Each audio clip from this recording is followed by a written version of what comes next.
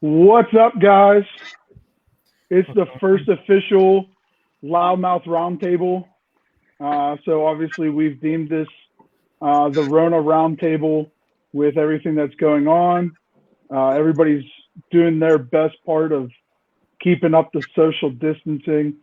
But obviously with the NFL draft, me and Courtney started doing our stuff.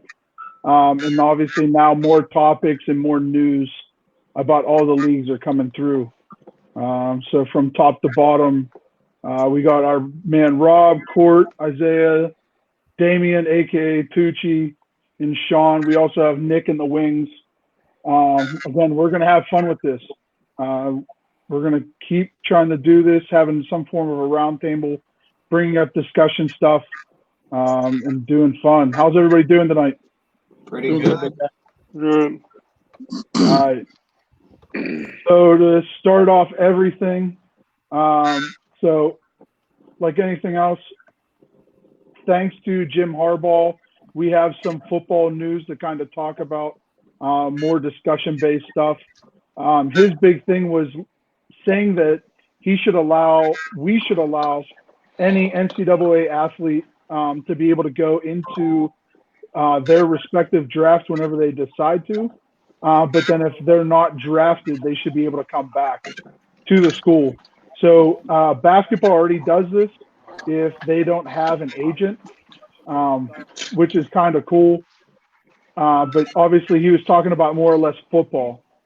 And right now, again, it's one of those things that once you decide to go for the draft, you forego any of your eligibility.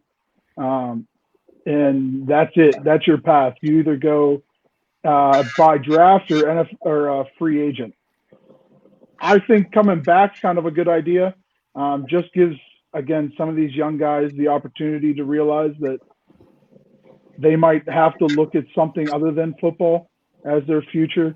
But then also gives a better product until a real XFL or NFL backed league is actually able to cement themselves.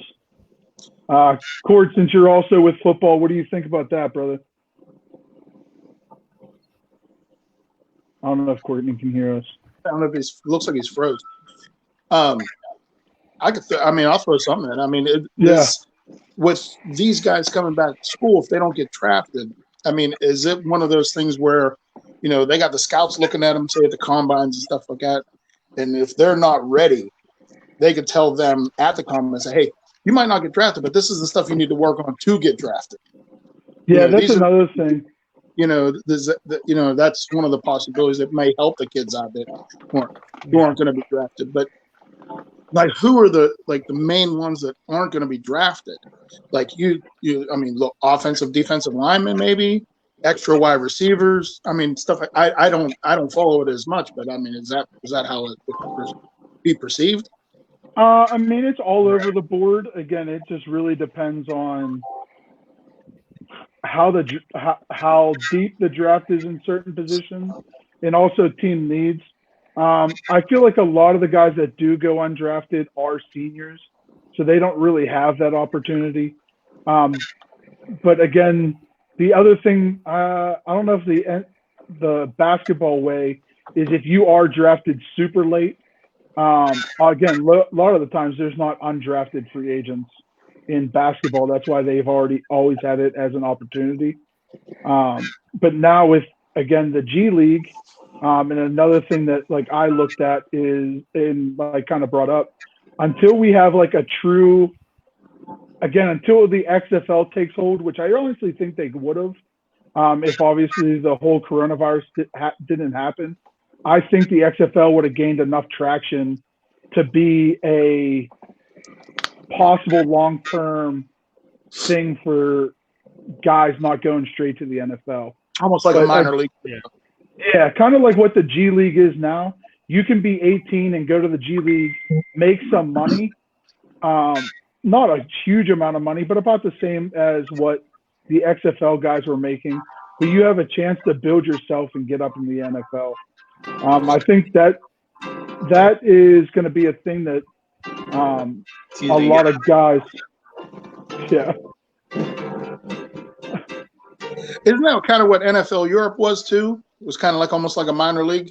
Yeah, it was again a spring minor league that the NFL had that opportunity to send some of their younger guys or undrafted like pickups that they had. Gotcha. But again, those are it would be something definitely to look at. And obviously, Jim Harbaugh bringing it up the other day was definitely something ideal to give us something to debate about, especially football fans. That all we've been debating about is draft picks and stuff like that. Yeah. If the NFL can come up with a legitimate G League, I think it'd be the best opportunity for them, or some sort of way to send kids back with eligibility to go finish their college and then try again. Yeah, I mean, obviously our biggest thing is, or at least my biggest thing looking at it is just building a better product on the field. That way you guys that way we don't have guys that are like one and dones, or guys that are just floundering. I mean, that's obviously a huge thing.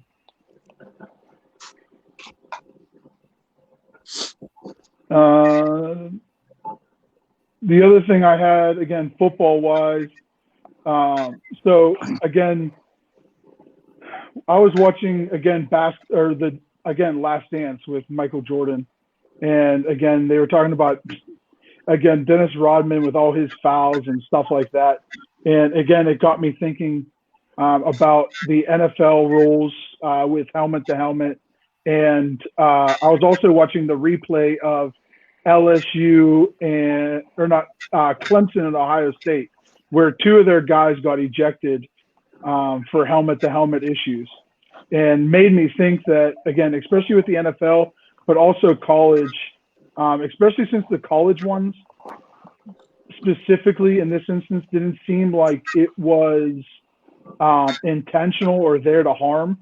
So again, looking at basketball and their rules with how the flagrant fouls work, that again, a helmet to helmet can be called, but maybe it's only a 15-yarder, but then it could be reviewed to make it a bigger personal foul or again, an ejection. That way, again, people aren't just getting ejected for simple helmet to helmet hits. Yeah, because when you watch those replays, you could tell when these guys are leading with their head with intent to use it as like launching themselves like a missile at them. But there's times where that back or that receiver's ducking his head also, and it ends up colliding head to head. And it's not all intent, all the defender's fault. You can't always control your momentum once you leap. Especially after once you leave your feet. Once you leave your feet, you can't really control where you're going to go afterwards. Yeah, and I mean, again, especially from like hockey with Rob, again, we saw that stuff a lot with like Wilson in especially years past. Like a lot of his stuff, again, was intended to try to cause injury. Yeah, leaving the feet. It wasn't just arm shiver to the back of the head. Yeah.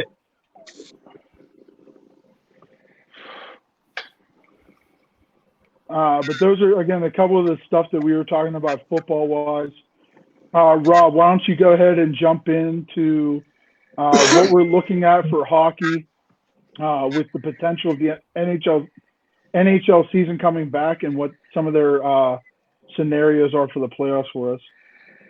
Okay, so as of now, the NHL and NHLPA really haven't talked about much of getting together, considering the border between the U.S. and Canada is still basically shut down. And the Trudeau, the prime minister up in Canada, said if the NHL wants to do that, they have to abide by his rules first, which kind of sucks because who knows when the borders will be allowed to be open. But as of now, there's a bunch of proposals out there. One of them is the 2014 playoff. There's two different scenarios to that playoff. One is the old school division based, which it's, the best teams in the divisions, which would put the Sabres and Ducks into the playoffs, who are both under 500 and both really bad teams. If they go with the system of the way it is now, the Rangers and Blackhawks both would be in, and they should be in because they have better records. Then they were talking about doing with those having, like hub cities where like X amount of teams, like 6 to 8 teams maybe being in that city, where like say Pittsburgh, for example, they have PPG Paints Arena to use. They have the Lemieux Sports Complex, which has 2 to 3 rinks there. They could use RMU if needed. I doubt that they would, but yeah, I mean, there's plenty enough rinks in the area that they could use. But mainly it would be the Lemieux Complex and PPG Paints Arena. It's just right now there's a lot of ifs to it. Me personally, I would go with the way it's the playoffs, the way they're based now, because really the Sabres and Ducks are trying to go for a lottery pick, and that's one of the things that they were talking about is if they scrap the season and go straight to the playoffs, they're losing $150 million in TV revenue just for scrapping the rest of the regular season, which that's would wild. Take the salary cap. It's like 81.9 now.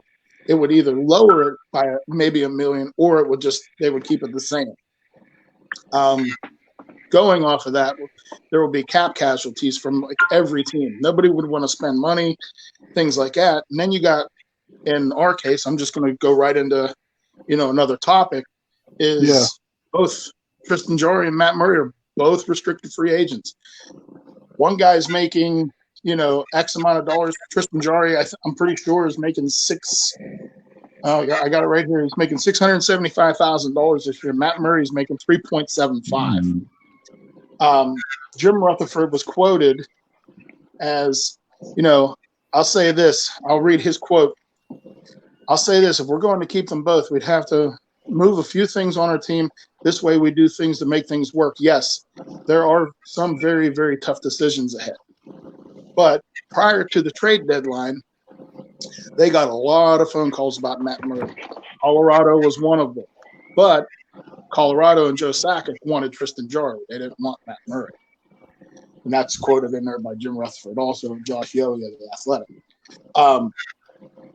When you sit there and look at the body of work Jarry put in this year, he had a great stretch. And then after the All-Star break, he hit a little bit of a bump in the road. Matt Murray started playing a little better. But Jarry still was, pretty consistent. He's a year younger. You got the expansion draft with Seattle coming after next season. You only got Evgeny Malkin for 2 more seasons under contract also, so you got to look at that. Yeah, that's huge. There's a lot of unrestricted free agents like Justin Schultz. I mean, like they're going to let him walk. That's $5.5 million you save right there. But you got guys like Connor Sherry, Evan Rodriguez, Jared McCann, Anthony Angelo, Sam Lafferty, 4th-line guys. You'll be able to afford to sign those guys. But me personally, Jared McCann needs locked up. The kid's good. I mean, he's good. He's speedy. He puts the puck in the net. He's a great penalty killer. You need those guys. You always need great penalty killers. Nick Bukestad, I mean, he's one of those guys you could probably, maybe find some draft picks for him, because the Penguins, draft pick wise, that in this draft, they don't have a pick until the 3rd round. They have a 3rd, 4th, 5th, and a 6th round pick. That's it. Steelers know how that feels.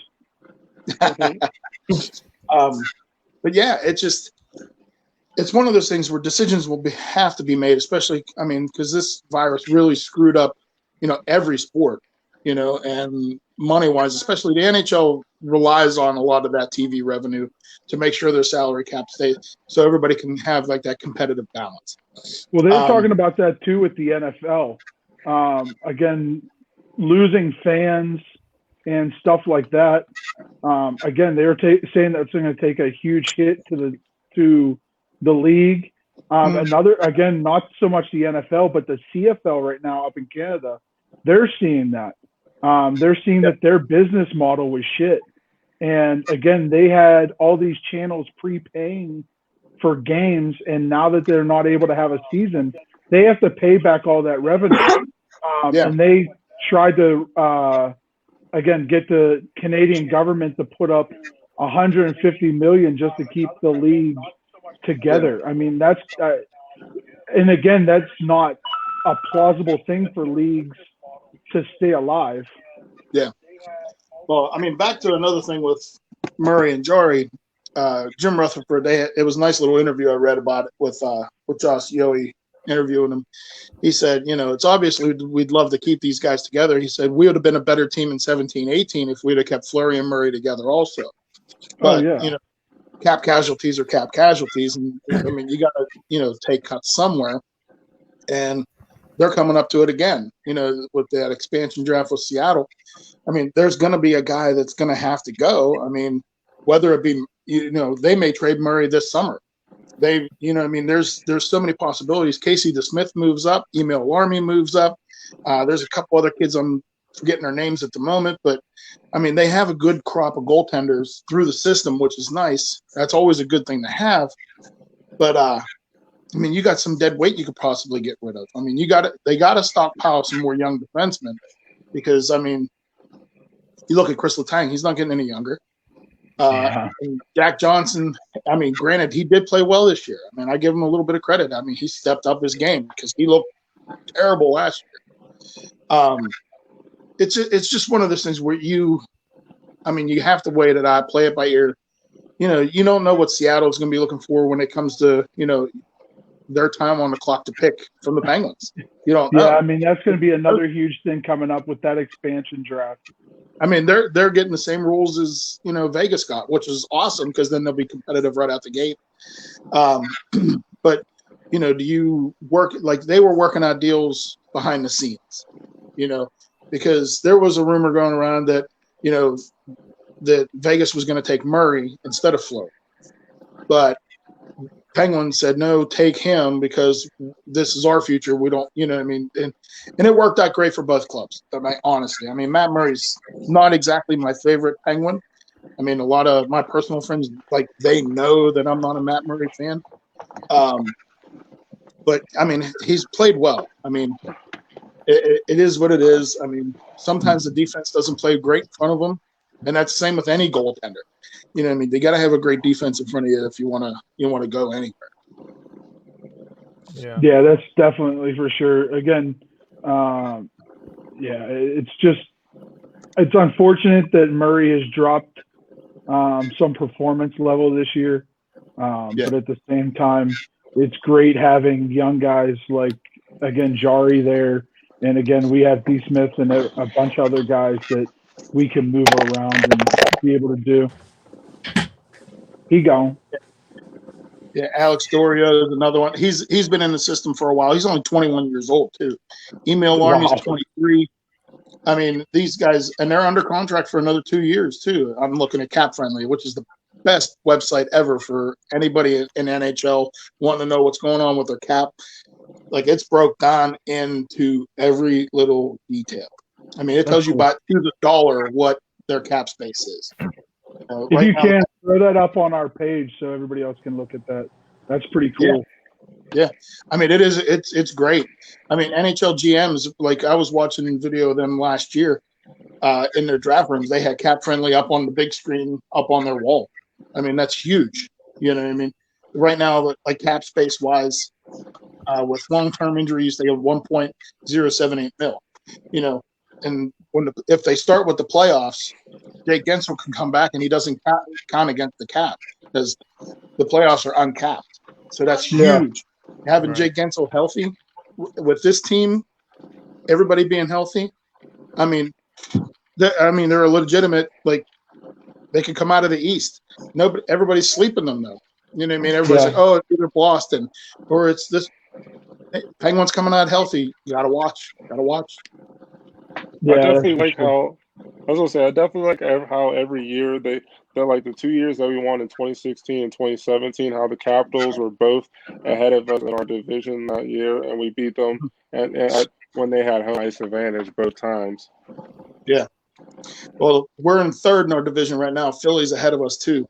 I mean, Philadelphia's. I mean, they've built themselves a good squad there. They've gotten away from a lot of the Broad Street Bullies type play. I mean, Alain Vigneault's got them playing really well, which is, I mean, he's a good coach. You know what I mean? But we'll see what happens come playoff time, if they ever have. Yeah, that's a huge thing. So again, talking about those playoffs, Dame and Isaiah, Well, how's the NBA going to look like if they're able to come back and have either a partial season or just jump right into playoffs?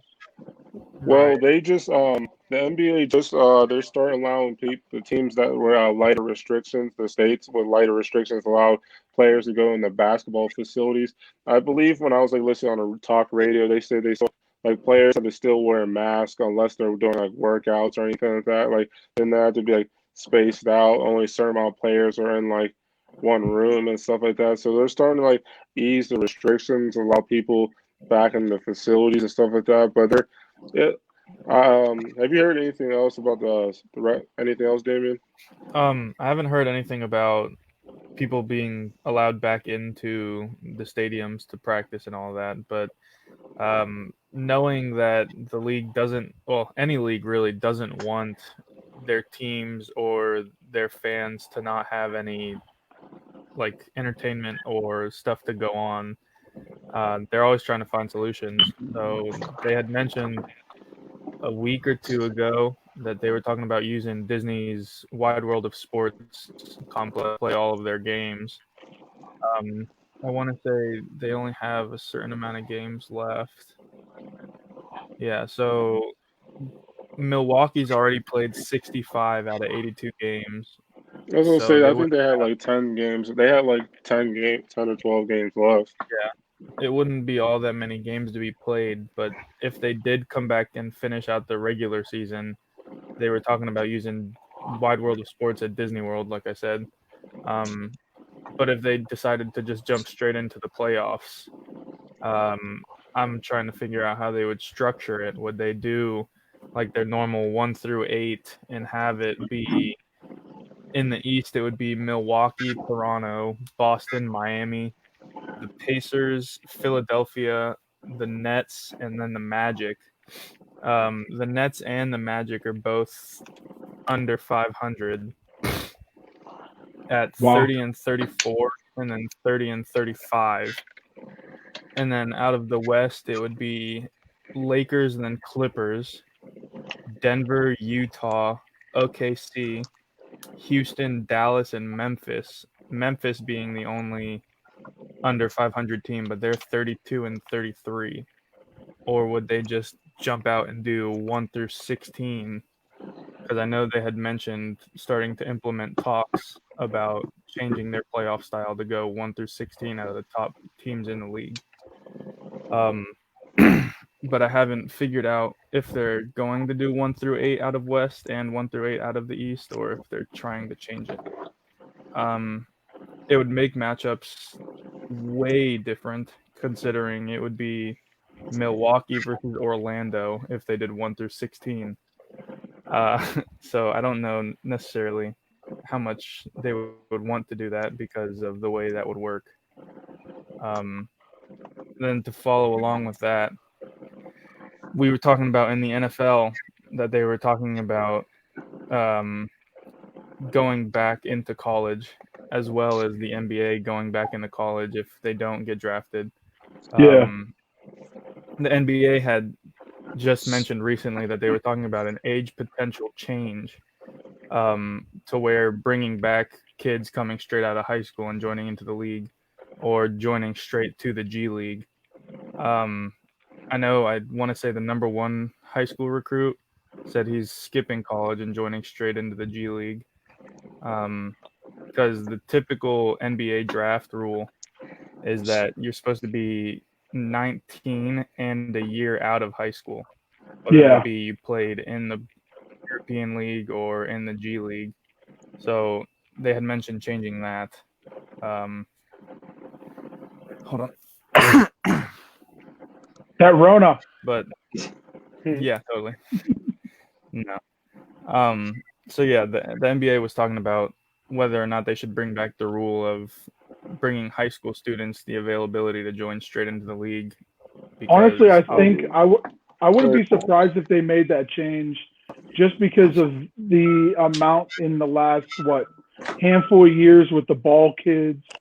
Again, now the number one kid coming out of high school going right into the G League. I mean, at least it's essentially a farm league for them. Yeah. So at least it's in their system. But I would be very surprised if they didn't change something within the next like 5 years or less, just because of the amount of kids they're seeing jump away from college, Right. especially in And the NBA. it makes sense for them to allow it, because if kids that come from a bad like a bad place growing up, not even necessarily where they actually grow up, but how they grow up, or if they grow up in a lower income area where they feel like they are absolutely obligated to come out and make the money for everyone in their family to support them and make a difference for their family. Um, Skipping college and being able to make what 500,000 in the G League or whatever the number is. I think it's like 30,000 or something like that. I looked it up yesterday. I got to actually look it up here in a second. I thought it was like 30,000 or something like that. I look it up. Those big high school recruits are getting bigger contracts, though. So watch out. I've seen a lot of them get like $35,000 for a salary in the G League last year. NHL guy got it. Yeah, which I mean, honestly, that's not that bad. That's actually a pretty nice. Right. I mean, it's not great, but I mean, at least gets kids to be able to make some money. And that's even considering the fact that they stay in the G League. Because if you get into the G League, there's very good potential that you come out of it and get right into the big leagues and make even more money. Yeah, and again, I think there's like a bump if you go from the G League up to the NBA during that contract. You get an extra like $50,000 bump, so that's a pretty nice bump too. Yeah. The other topic we had, one of the other topics we had was the consideration of load management. We just wanted to get everyone's opinion on how they felt about it. What are their thoughts? What are your guys' thoughts? Because we've seen how many games that Kawhi Leonard's taken off. We've seen how many games other superstars have taken off throughout the league. So I partly understand why the floating heads of ESPN are freaking out about it, because again, the NBA as a whole, even with all their games, again, some people are coming out just so they can see LeBron. Right. Some people are just coming out so, again, they know Kawhi's coming to their hometown, so they want to be able to see Kawhi in person. But again, the other hard part about it too is, again, you look at other sports like hockey, in baseball. Again, they do not so much. They don't call it load management, but again, they do give guys time off in certain lineups instances. Especially like the NHL, you'll hear guys take off. Again, it'll be for like they get that optional morning skate, or they take that practice. A lot of the guys won't miss a game. Like those guys, they won't miss a game. Like a Phil Kessel who's got like an Ironman streak going. These guys don't want to miss a game. Yeah, right. But I know baseball sometimes. Like again, I remember whenever Kutch was in town, every once in a while, you'd hear that Kutch is out of the lineup because it's his rotation to be off. Usually again that Sunday lineup. Yeah, I don't know if the league wants to make like an overall rule. It wouldn't be a bad thing, but that again, maybe they take games off only at home, and it's kind of announced like maybe ahead of time that, hey, Kawhi is taking off April 23rd. So again, if you're coming only to the game to see him at home, you might want to plan it a little different. But again, they usually don't say that stuff because they don't want to lose ticket sales. I mean that too, but I understand the part of the fandom and not want to lose that trust. But again, I think most of it is losing ticket sales while guys are on the road versus at home. So again, that's another big thing. Courtney's back. The next one is the James Harden title drought. Not necessarily emphasizing on the word drought because he's had his share of fame, winning an MVP, being scoring leader in the league.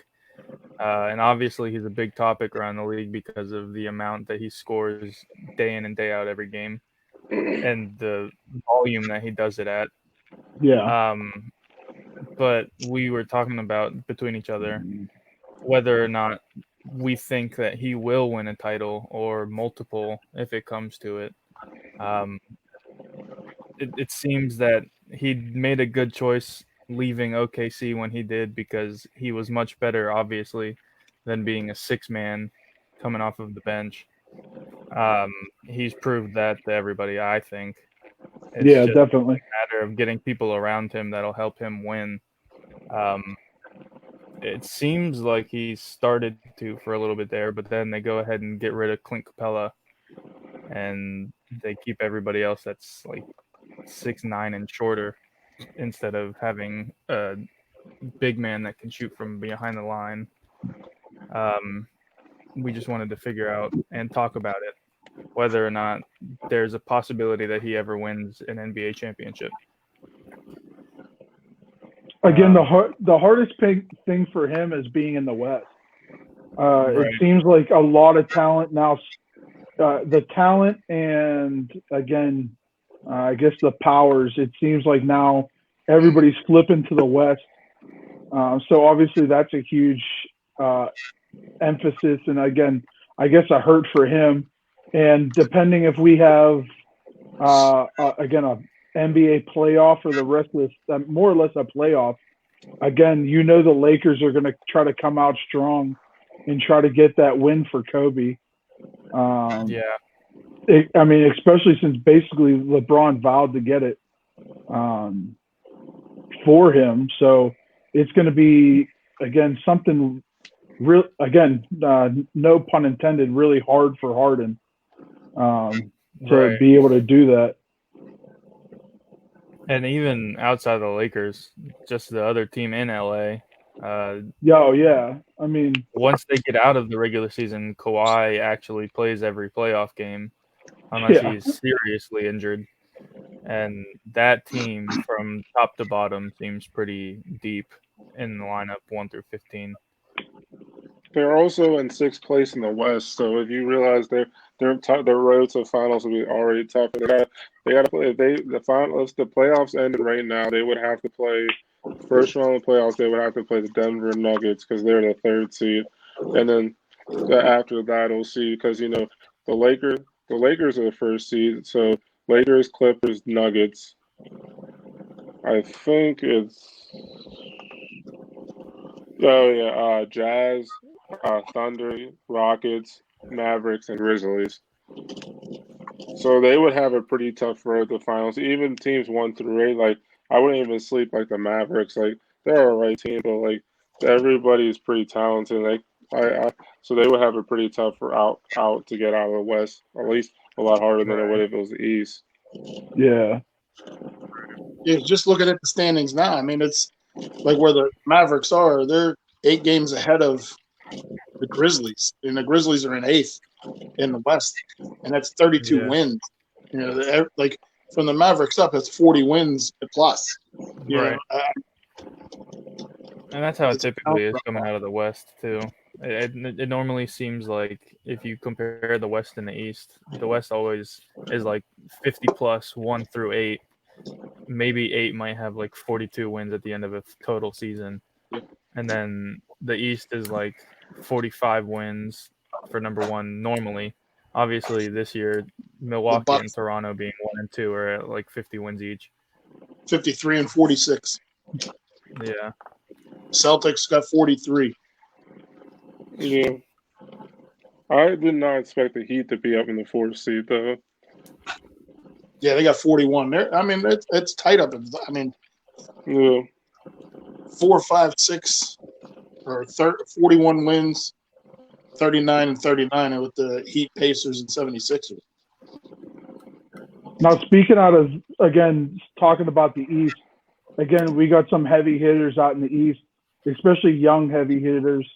Who does everybody think is going to be the kind of the face of the league once Braun decides to hang it up, or even before he hangs it up? Rob says it's going to be him. How could you not go with this face? It's the face everybody wants to punch, dude. You guys may not agree. I don't know if anyone would 100% agree with me, but in my opinion, I think the face of the league actually could possibly be Jason Tatum. That would be it. Again, I still think. God damn it! Who is it? The Pelicans that just got drafted number 1. Zion. Yes, I could see that again. They kind of already, or at least put it this way, ESPN already made it seem kind of apparent that he is the next go-to. Obviously, that could obviously change with a lot of the other young dominant guys. Obviously, with the Greek Freak, they love him a lot too. But again, it's going to be wild. Again, most of us were around during the tail end of Jordan. Again, was around during the Kobe era. Now LeBron. Again, whoever's the next guy it's going to be a lot to carry. I was at the beginning of the Jordan era, dude. That's because you're old as shit. Old head. I was gonna say I was still a young puppy during most of Jordan's career. Yeah, I remember Isaiah Thomas and like Vinny the Microwave Johnson and Bill Laimbeer and all those guys playing it like with the You Pistons. remember when Larry Bird was a fucking rookie? I remember them short-ass shorts these guys wore, dude. I bet you do. Old. You probably had a couple pairs. Oh shit! One. They were hot pink. those are the ones he wore when they were satin. That's the ones you used whenever you used to go roller skating, right? That's right. With my knee-high socks. Damn right, dude. Oh, no, for you, you were semi-pro. You were the reason that Will Ferrell came out with semi-pro basketball. That's right. I just didn't have a fro. Oh, Jesus Christ. No, but the most intriguing thing to me is the fact that although they do hype Zion like he will be the next face, the way the talent is transcending with every year that goes on, I don't think there will be a single face of the league unless they give it to Giannis. Yeah. Again, I kind of like Rob, if you would agree, I feel like that's the same way with the NHL right now. Like Sid and Ovi are kind of like the faces, but obviously like Connor's like the kind of a new face. Yeah. Even Austin Matthews. Yeah, Nathan, I mean, like I feel like a lot of guys share it in the NHL. And there's some young kids that are coming out, like Cole McCarr who's in Colorado. That kid's a young defenseman. That kid's good. Like if he would have came out like one more year, like if you look at the class from I think it was I want to say Harvard, where John Marino and John or not John Fox, freaking old football coach, but Fox from the Rangers. Both those kids played together at Harvard. And they were like 2-3 in Rookie of the Year voting with Cole McCarr is probably going to get it. There's no doubt. You know what I mean? Among defense. But, like, you got to look at those guys. Like, there's a lot of good young talent out there. But, like, I mean, everybody, goes with McDavid and stuff. But everybody forgets about Leon Draisaitl, man. Guy's leading the league in scoring. He's, like, 4th in goals. I mean, the guy's amazing. He's one of my favorite players. That's why there's a little bias towards him. But, dude's good. And he plays with he was playing with Milan Lucic and freaking James Neal for a while. Like he was playing like he played with those guys who were washed up bums, and he's still putting up numbers. It's amazing. So I think the whole principle of which you are talking about, the face, like Luka Doncic will be the face because when you go for the face, you want an international, a global level of talent who are able to bring in money. And Luka, Zion and Luka, yeah, but if you look at international, because Luka's not from here, so he automatically is going to have a home following. And then, so Luka Doncic will be the face, but also the immediate face is going to be Steph Curry. People forget about that guy like he died or something. Steph Curry is going to be the face of the NBA. Only reason why he's not is because he didn't play this year, so people forgot about him. Well, but it will be Steph Curry once LeBron leaves, and then Luka will be coming up behind him. I think people forget about Steph Curry is because a lot of people consider him to be part of the Bron era, where he is like 1B to LeBron's 1A, considering the face of the league at this point in time. Because potentially whenever Bron hangs it up, I mean, I forget how old Steph is, but I mean, Steph isn't a young guy. I mean, you can still be 30s. Yeah, I mean, you can still be older, just like Bron is, but I mean, it's not like he's going to be a part of the new regime. Rob, you're old as shit. Don't point at yourself. You said old. I was like older. Oh yeah. But again, Steph, like Damian said, I still think Steph is like the 1B, 1C to what LeBron is right now. Steph more or less.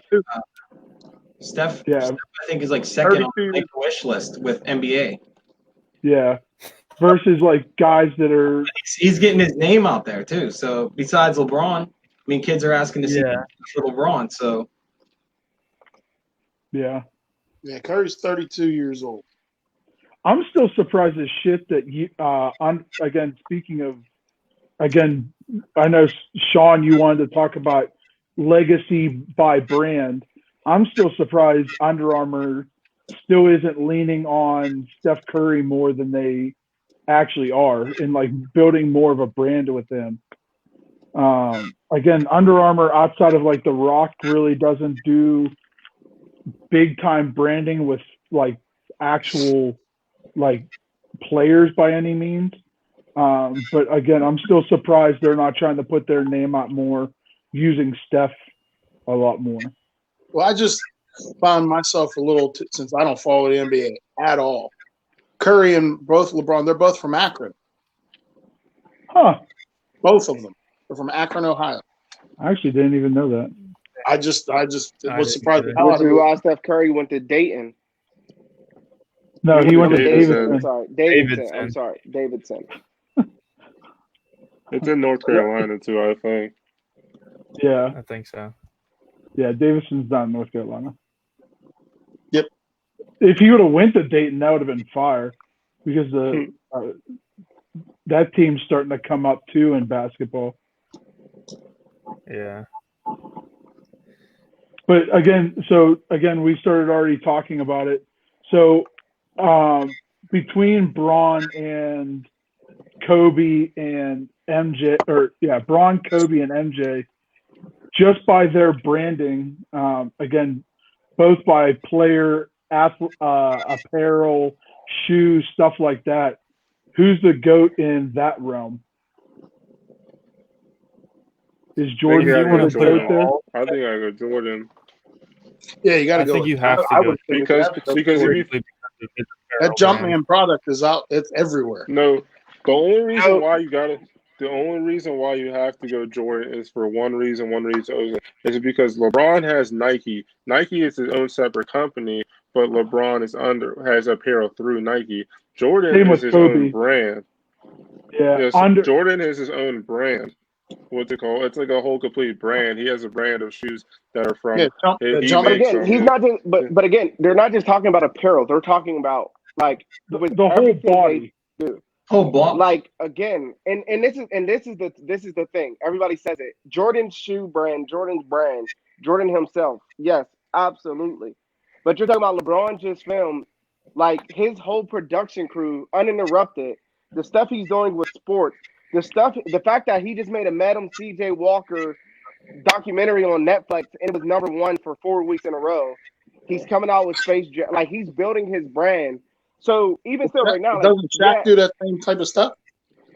But Shaq isn't on the level of LeBron James. That's what I'm saying. Like the revenue and the companies that LeBron is bringing in, like the Wall, the show on NBC. LeBron produces it. Like it's produced by LeBron. So there are so many different levels of stuff that LeBron has that yes, apparel, obviously Jordan has his own brand. Jordan has his own basketball team, but LeBron has more and more and more, and he's acclaiming more and more things that not everybody is hip to. Right, and to back Right. that Along up, with building a school, taking care, like there's Yeah. just I think the body Yeah. of work. towards community, I do think LeBron is top, and then Kobe would be number 2 because of the things that Kobe did for everyone around. Obviously, LeBron made that school for all the kids in his hometown. You got to remember, like Jordan being around doing his stuff, social media wasn't around when he was doing his shit. Right. You know what I mean? things aren't as So known. it's kind of like you can't. It's almost like apples and oranges. You can't compare the two eras at all. Like even play the way they play.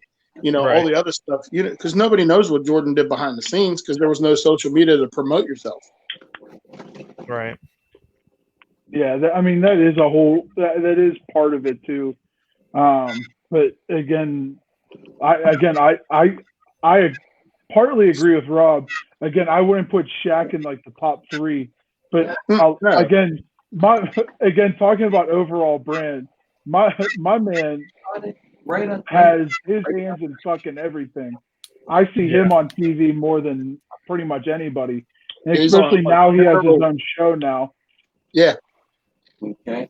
It also helped Shaq that him and Adam Sandler were really good friends, so he was making. Isn't he like president of Papa John's now too? Like he's one. Well, he's not. Yeah, he's on the board now. He's on their board. I mean, that's crazy.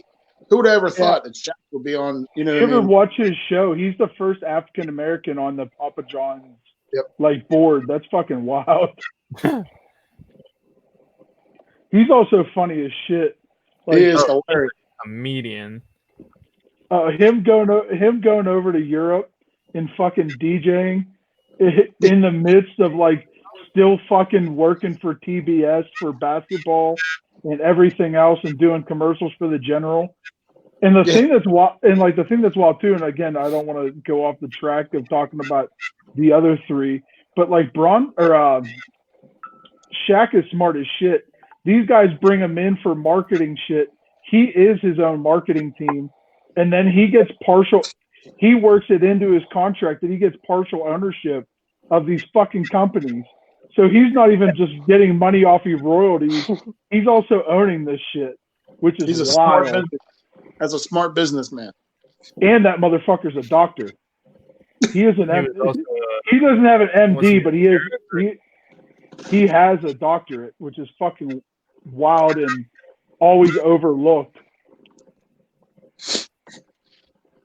Fucking big ass head with a fucking doctorate. No, he was a reserve police officer in Miami as well. That's also hysterical. Could you imagine him trying to get out? They'd be like freaking Hightower in Police Academy. Did you see that motherfucker trying to run somebody down? You guys know that movie?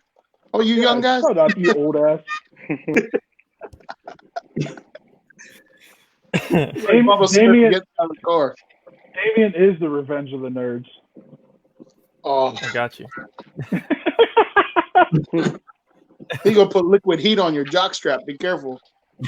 Oh, it looks like salad.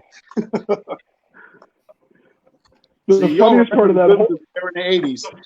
The funniest part of that whole movie was the one dude making the fucking floppy javelin stick so he could throw that motherfucker. That shit was hysterical. But since we have Sean on here, we're going to jump to WWE. We'll wait for baseball towards the end because we actually have some cool stuff to talk about in the baseball as well that will transition to our group topics. But Sean, go ahead and roll in through a couple of your topics at WWE. So some of the big things that just happened that I'm finding out now that Florida, with WWE and AEW, like in Georgia, they're talking about actually bringing fans back in probably by the end of the month, allowing fans into the Performance Center at a 25% capacity and social distancing, apparently.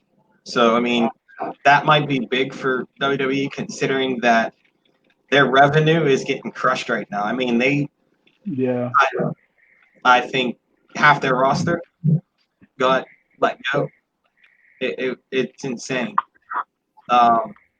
And Money in the Bank's coming up, and that's going to be big because they're actually doing it at the corporate headquarters, where you're going to have to fight through the floors to get to the roof, and then climb a ladder to get the case for Money in the Bank. That shit's going to be wild. That's like a Mission Impossible I'm interested thing. to see how they're gonna play Sunday, this. man. 7:00 it says. Yeah. So I mean, it's gonna be interesting to see that. And then I found out that Marvel is in talks with Becky Lynch to be in a Marvel movie now. That's going to be interesting. Yeah, and I mean, she doesn't even have a match for. Usually, she's a champion, doesn't have a match, which I figured that was going to happen because of the whole Marvel movie. But yeah.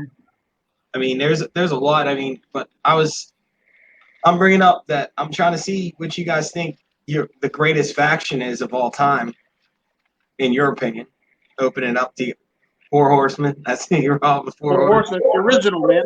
Yeah, the original. I gotta go. Blanchard, Arn Anderson, Ole Anderson, and Ric Flair. Woo! Dude, there was no better. No better. No, because Ole Anderson was an asshole, and he'd beat you up. Yep. He'd literally beat you up in the ring. He literally stiffed the shit out of you in the ring. See, that's my wheelhouse. Old school. Old school. Yeah. The Hart Foundation was fun to watch too. Yeah, they were fun. Yeah. Yeah. Hot Pink. That's what I was liking. See, it goes back to my short. Nation of Domination was also fun. I wasn't around for. They brought it at a right timing too, with like everything with racism. That was like perfect timing to pull that off. Wasn't that right after Rodney King and stuff like that? That was right around that time too, right? Like about 2 or 3 years, like right after Rodney King, they came out with that. Ron Simmons, The Godfather, with D'Lo Brown, The Rock. Yeah. Rock. And he's still in it. What the hell's Mark Henry? Yeah. To who, man? World's Strongest Man. Bring it. That and like kind of the newer one was Ministry of Darkness. Ministry of Darkness was always fun. Yeah, I mean Taker was always good with any gimmick you gave.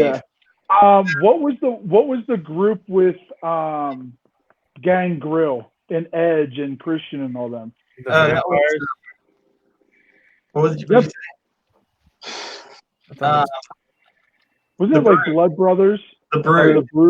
The Brood. Yeah. That one was a little weird sometimes. But the biggest thing I was going to bring up, because Courtney's on, and I know he's on, because I was actually thinking about it for my last show when we were talking about the 15 years that ruthless aggression era, when he was saying John Cena carried it by himself.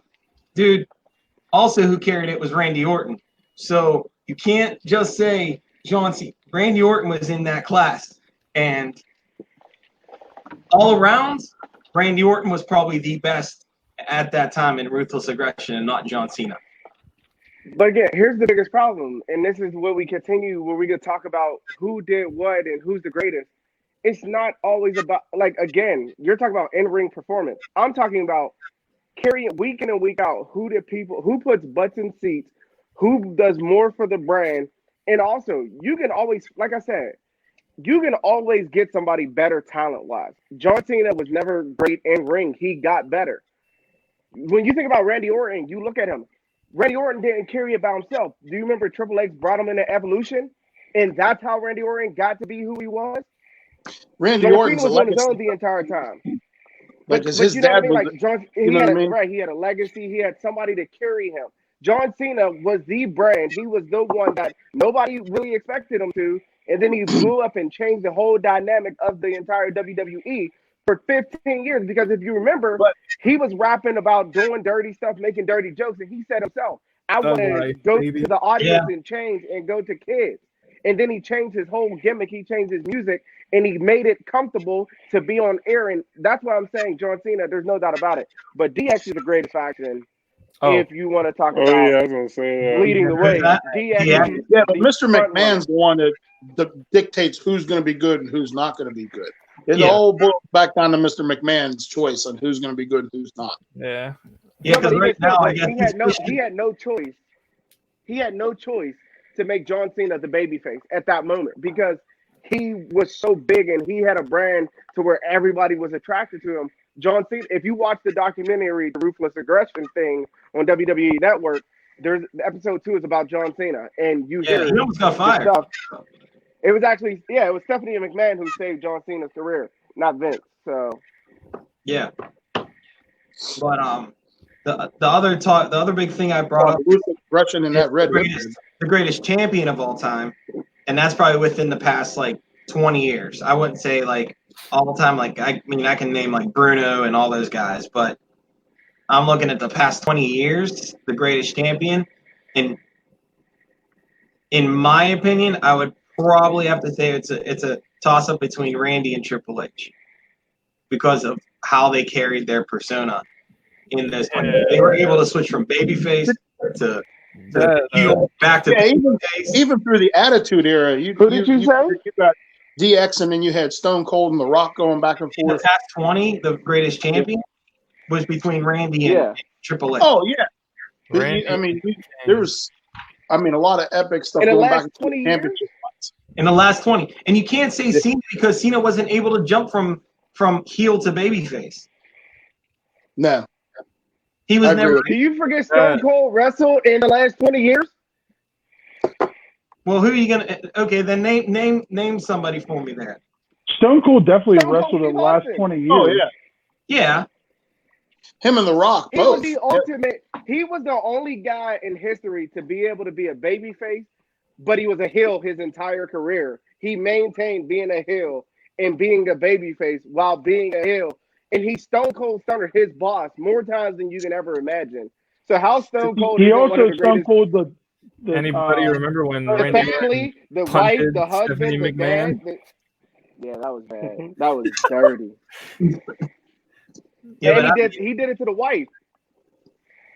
Yeah, I mean, he was the one that brought us guys to go, yeah, fuck your boss. That was basically he was saying.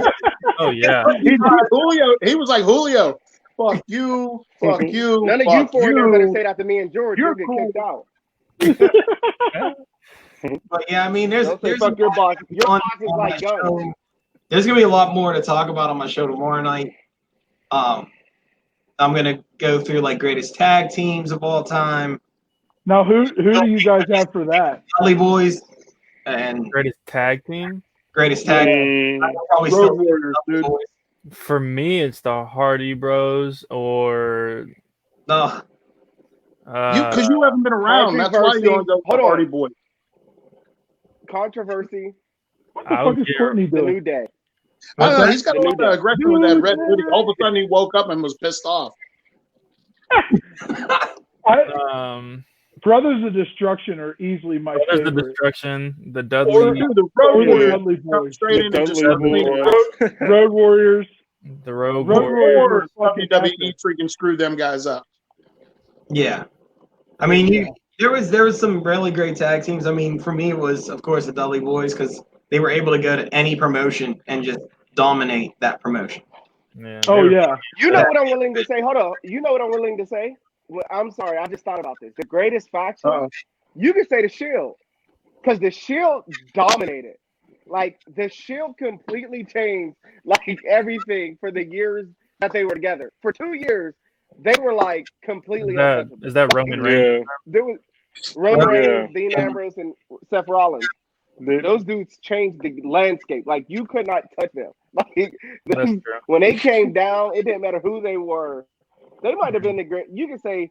I think what we should do is we should try to do it by because you can do it by era. Oh, you right? do it like, by generation. Do it by generation. I'll do it by generation. But the reason the Shield was so good as they were is because of Evolution. So Evolution was the one that started how the Shield was. Yeah. Yep. Mm-hmm. You know, that was a big thing there too. So, but I mean, more is going to be on my show tomorrow night, where me and Luch are going to be on and debating like a lot of topics and discussing a little bit more backstage what's going on with like Vince and his money and money situation. And talking about, I mean, with him losing the XFL, that took a hit in his business as well, in the wrestling business. So he lost a ton of money. Yeah.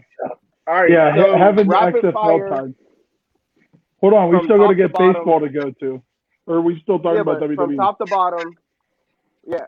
George, it's going to go George, Rob, Sean, Isaiah, Tunch, and myself. Greatest wrestler of all time. To close out Greatest the wrestler all WWE. time? I'm still going with Taker. Ric Flair. Taker, again, Ric Flair covered a bunch of generations, but Taker covered so many different generations in so many different personas, heel and baby. No, not so much baby face, but like anti-hero. That again, Undertaker I was gotta go a with punk Taker. when he was in the NWA. Him and Dan Spivey, both punks. He left and went to the WWE, so he wasn't a punk no more. Yeah. Why you keep calling it the NWA? Because the NWA was the wrestling faction back then, dumbass. Yeah, NWA was an actual faction. Like it was actual wrestling. It was the AWA, Who and then the it was fuck the is NWA. the NWA? National was Easy-E, National Wrestling Alliance. Dr. Dre. Dude, Easy-E did not start a wrestling NWA. I'd be like, what the fuck are you talking about? it was way out like, before Eazy-E and Dr. Dre came around. NWO. I know NWO. Like, who the Or fuck? you gotta remember, You gotta start doing some history, man. You gotta start looking some stuff up, dude. I don't need to dig up dinosaurs. Most They're of dead for a reason. most of these guys that are from the WWE the old guys came from smaller factions. Yeah. It was So it who was was in the NWA before WWE really became on the map.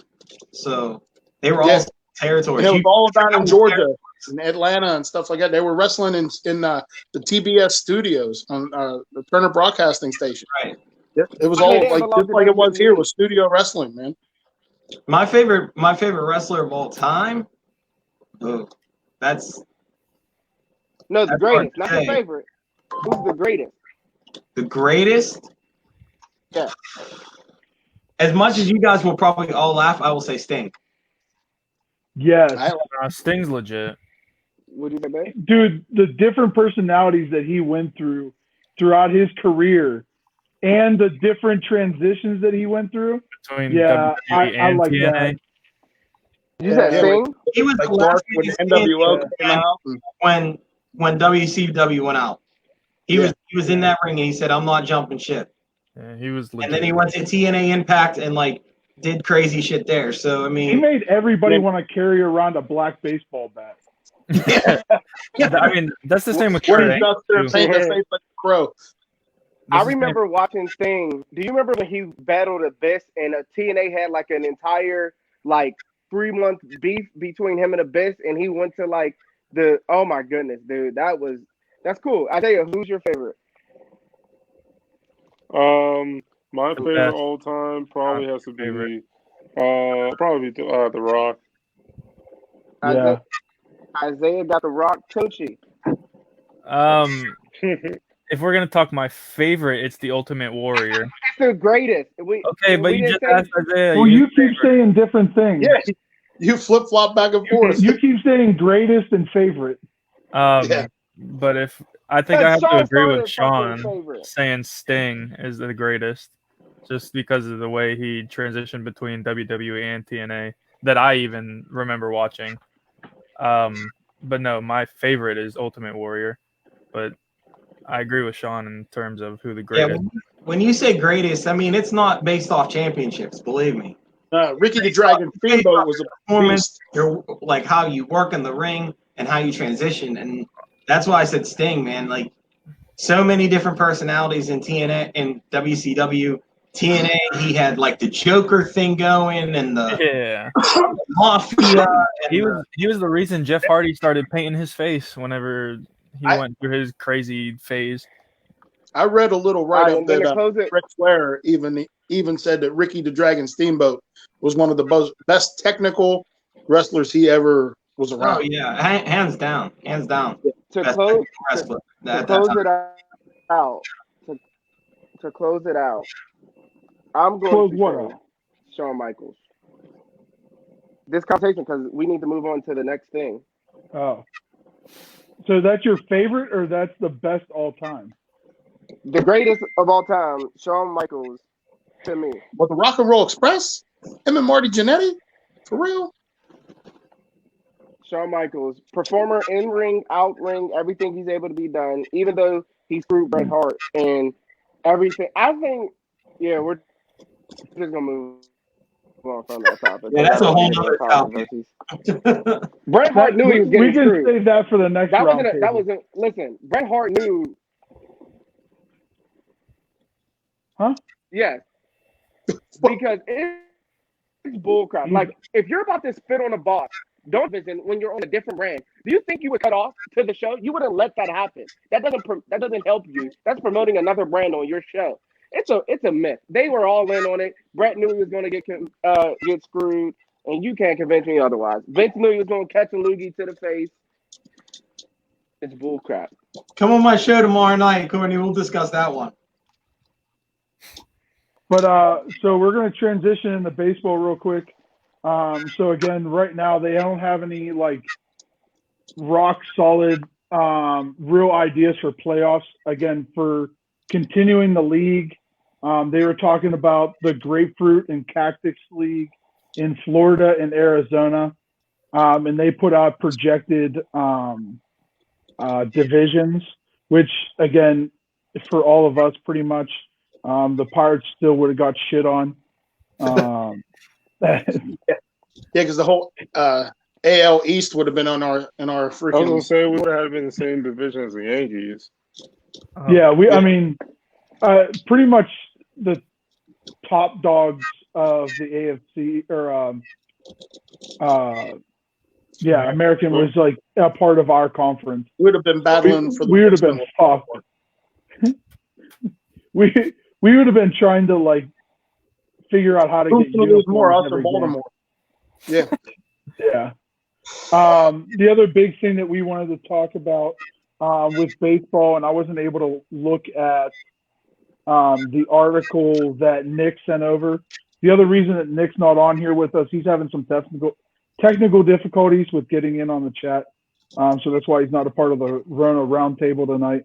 But thanks to Nick, he is running our Instagram. Again, if you're not able to watch us on Facebook, YouTube, jump over to Instagram. You'll be able to watch us on there and obviously get stuff that Nick's going to be posting on there for us. But again, the big thing that he brought up was, again, how the MLB has changed a lot of their marijuana stuff and how a lot of other leagues are also changing up their stuff. So we kind of talked about it last night. Obviously, the NFL under their new CBA starting 2021. So regardless if you test positive, they're not going to be suspending. They're still going to be testing for it, but it's not going to be suspendable now.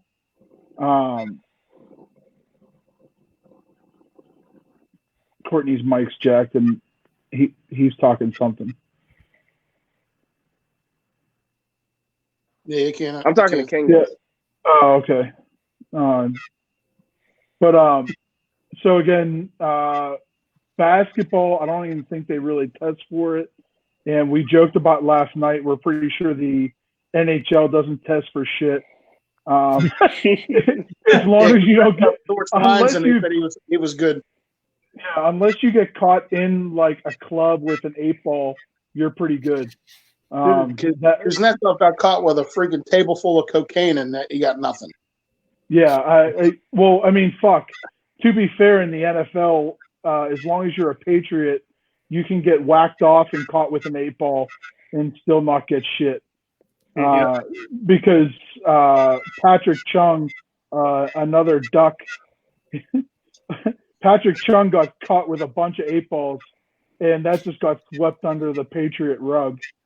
So I mean, but again, I've always been kind of an advocate and a huge component of being able to have medical marijuana, especially in sports, just because the scariest thing was whenever Kurt Angle came out and said he was eating like 18 Percocet a day, just to make sure his neck and shit was not bothering him anymore. Brett Favre came out and said he had a bunch of pill issues. Again, nowadays, the big reason Josh Gordon isn't around in the league is because he's pulled himself out of the league multiple times, but also not following his kind of following the word of the NFL for allowing him to come back off of his suspension. So again, them kind of limiting the issues with potentially a medicine that can help and not obviously hurt, I think is a huge component. What do you guys think about, again, that part of, I guess, the world? I think with the marijuana issue, here's my thing is I'm not a fan of marijuana. I mean, medically wise, yeah, but recreational, yeah, no. But yeah, if you're playing, if it's during the season and you get tested and positive on marijuana, positive during the season, then it should be suspendable. But if it's off season, that's your own personal time on the off season. If I come back and I'm positive, but on the on season, because what if you're during the season you come in, you're high, you're really going to catch a football? You're really going to be able to throw that pass perfectly? To be fair, Michael Irvin allegedly did like 8 balls before games. So or Calvin Johnson did the same thing. It was a nightmare too that they didn't test. Now you have to worry about that stuff. Like, I don't want my guy high going into a football game. I mean, not only you put yourself at risk too, getting injured and then your career's over. Right. So no marijuana, no usage during the season. If you're caught, you're suspended. If off season, it is what it is. You come back, hey, I smoked a little. All right, no big deal. Just you can't do it now. And that should be in your contract. Money should be taken. Suspension. That's how it should work. It's just we can't go on a week vacation from work, get all hired up, and then come back and say if something happens to work, you get random drug tested. You're gone. Right. We don't get that luxury. So I don't know if you're making millions of dollars, how you get that luxury. I mean, I've never had an issue with it at all. I don't smoke it just because my own personal preference, but I've never cared about people smoking it. In consideration of professional or semi-professional sports, at least to my knowledge, the only person in this group that played in professional or semi-professional is you, George. But I don't know everybody else personally like that. Obviously, Courtney's in the Marines, so that's a whole new level. I have friends that played sports through high school and college, and they always tell their stories about how they're popping painkillers day in and day out because they don't want to get the feeling of the injury whenever they do get hurt in practices. So I've never really had a wrongful opinion on legalizing marijuana recreationally for use of professional athletes or in day-to-day. But I don't really care for it personally. Like, I would never use it. But again, speaking from the side of playing arena and stuff like that, them legalizing it medically, thankfully most of my teammates never, or at least I didn't know of them popping pills or anything like that to be able to manage pain. Usually most of us stuck to alcohol that was legal, and then some guys stuck to being able to use marijuana in their own recreational use. But again, I guarantee it happened. Again, it's happening in pro leagues. Opening up medical marijuana, especially if you have a script from a doctor, it would ultimately get rid of what issues we're looking at worldwide with the opiate epidemic.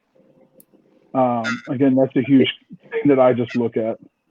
The only other thing I see, I honestly, the whole thing I think about is like, for me, right? Like two different aspects of this. Compare being a professional athlete to like being in the Marine Corps. It's legal to smoke in almost every state, especially down here in DC. But being in the Marine Corps, is that something that I should be able to do? No, right? There's reasons behind it, training that needs to be done, thought processes get slowed.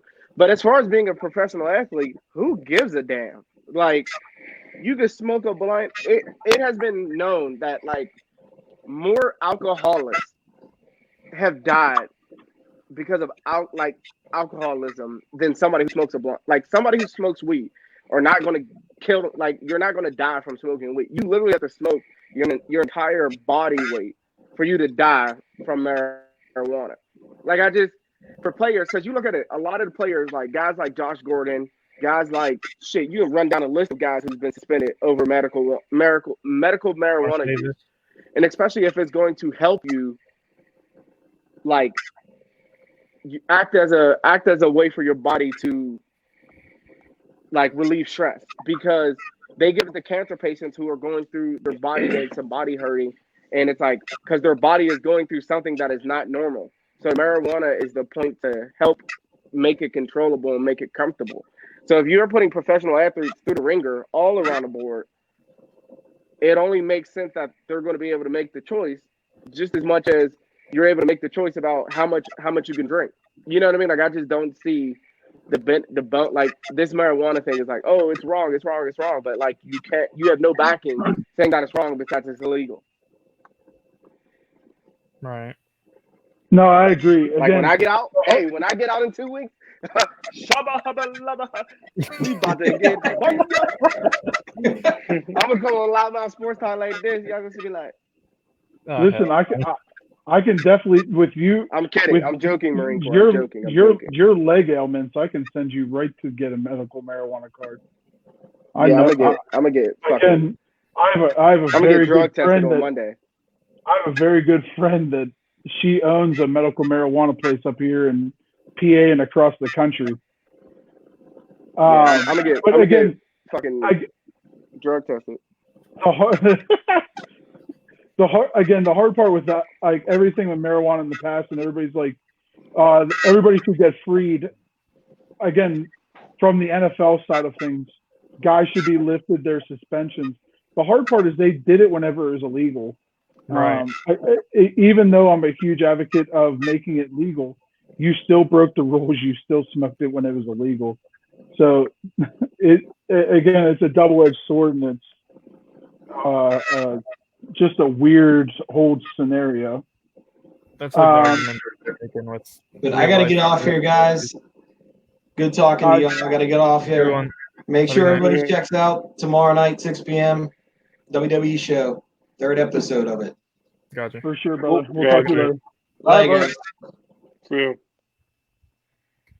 All right, but continuing with the baseball, another topic that Nick had for us was the uniform change. So obviously, this year the MLB is now under Nike, which I absolutely love because Nike does some nice things with their gear. But again, also with the changes, the Padres are going back to their brown and yellow, back to the old school, which is kind of cool. The Rangers have changed. What's that? Yeah, the Milwaukee Brewers changed theirs. The Brewers. I love that the Brewers went back to like the mitt logo. I love that logo. I want to get one of their hats. The other hat that I wanted to get for basketball was one of the Milwaukee Bucks, which again, same state, because the new deer logo is awesome. The Rangers are going back to their whites and baby blues, which is kind of cool. They also have a new stadium this year. Yeah, that's another huge thing for them. Between that, this is the first year with the Olympics too. This will be the 2020 Olympics or the 2021 now, since they pushed it back. Will be the first Olympics with baseball. They're interested with adding pro athletes to that too. Apparently, that'll be cool. Just again for how many countries that obviously the MLB represents as a whole, being able to have pro athletes just like basketball will be awesome. The Toronto Blue Jays are going back to their old school blues. The Twins are also bringing back the blues. So a lot of guys, just like the NFL, are going back to more of an old school look. The D-backs are implementing more of a like that topaz blue, or not topaz. It's like a turquoise. Turquoise. That's the T word that I was looking for. Gotcha. More of like a turquoise blue into their unis, which is dope. The Pitt Pirates, like you said, are bringing back the script. 90 script across, yeah. Yeah, which I absolutely. Yeah, again, how about they go back to winning in the 90s? No, that's probably not going to happen either. No, we're a farm team for the rest of the league. Yeah. Unfortunately. The Reds are also going back to their script with a red alternative, which is pretty cool. And then obviously the Nats, the Washington Nationals that obviously are newer, they're bringing out a more of a diagonal script across the chest, and they got a new hat logo for one of their alternative looks, which again, me being a guy that likes looking at, again, uniforms and team swag and stuff like that, again, the MLB jumping into bringing back some of the old schools is obviously a huge thing.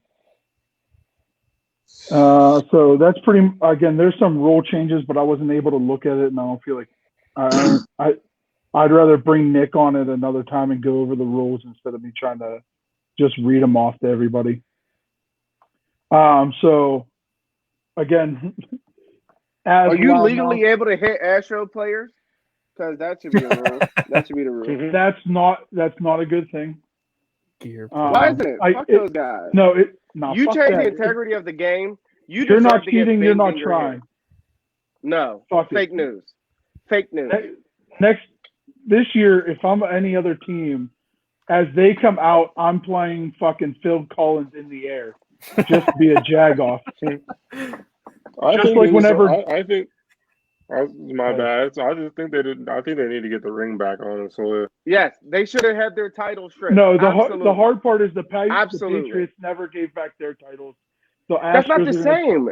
So here's the thing. Still cheating. Here's the thing. Everybody talks about the reason why the Patriots got in trouble was literally because they were filming 20 feet higher than where they were supposed to. Everybody does it. What you're talking about with the Houston Astros is they had an unfair advantage that literally nobody else could have. Hold on, check that. You're saying nobody else, other teams got in trouble for it, dude. Astros were listen, shut up. No. The Astros were the only ones that got caught. Very true. The Red Sox got in trouble for the exact same Hold thing. on. Why did the coach that was on the team at the time? It was the same coach, that's why. It was the same He was on the team at the time. They kept it up as they left. This past year, they got in trouble. What I'm saying is, you're just pissed because they won a title. Why am I pissed? They still kept it because you're yelling. They still kept up the same. The whole point, but the whole point is they won a title, and that's why you're angry.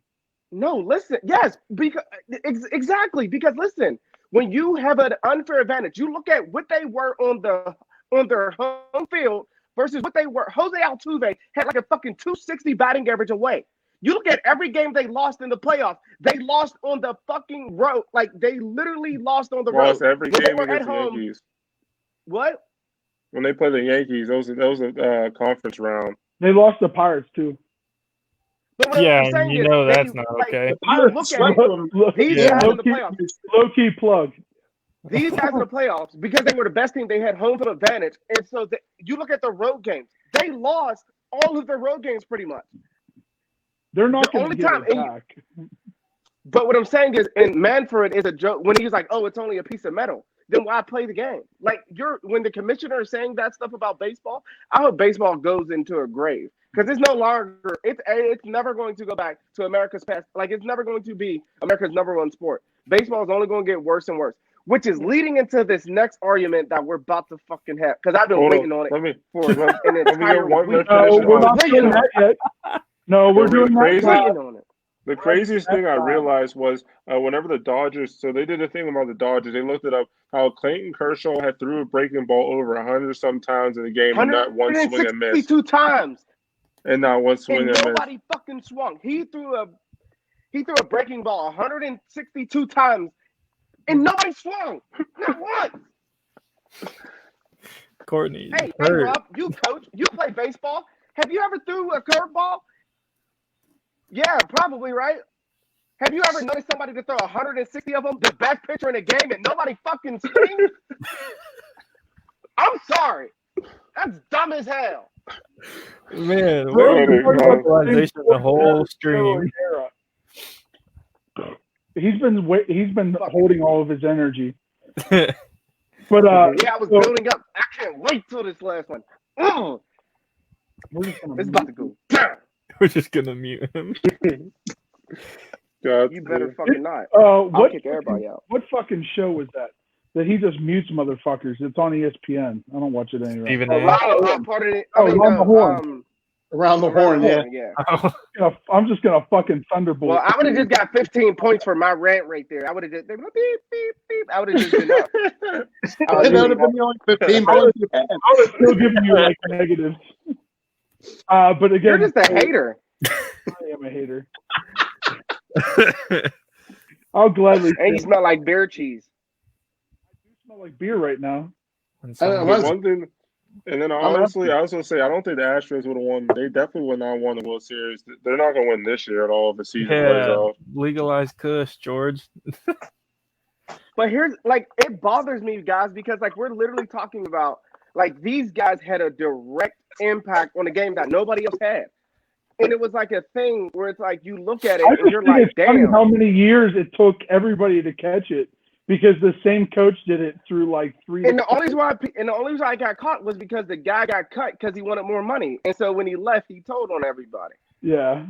Fucking Smith. They should have killed him. Oh my God. I'm sorry. I didn't mean that. So, again, back on topic, which he's probably going to freak out. All rats must die. So, Jesus Christ. So 6 9, you're next. Somebody get this into the WPP, please. What's the WPP? The Witness Protection Program. Oh, okay. So again, the group being Loudmouth Sports Talk, we started getting pretty loud in the group the other day, talking about NCAA's new push for hopefully 2021 as well for the fair pay. Yeah, Isaiah's already getting geeked because Rob's old ass is about to go off. You were the one freaking out in the group yesterday. So the whole fair pay to play is, again, players being able to use their likeness, seek out sponsors. I forgot to look it up. I don't know if they're able to reach out to agents early or not. But I know, again, they're able to now make money off of their likeness, merch, endorsements, stuff like that. The one reason why I like this ruling is, at least as of right now, universities are out of it. So if absolutely Penn States are not paying their football players. The other difference is, again, whether you're ignorant to it or not, big time players this is already happening too.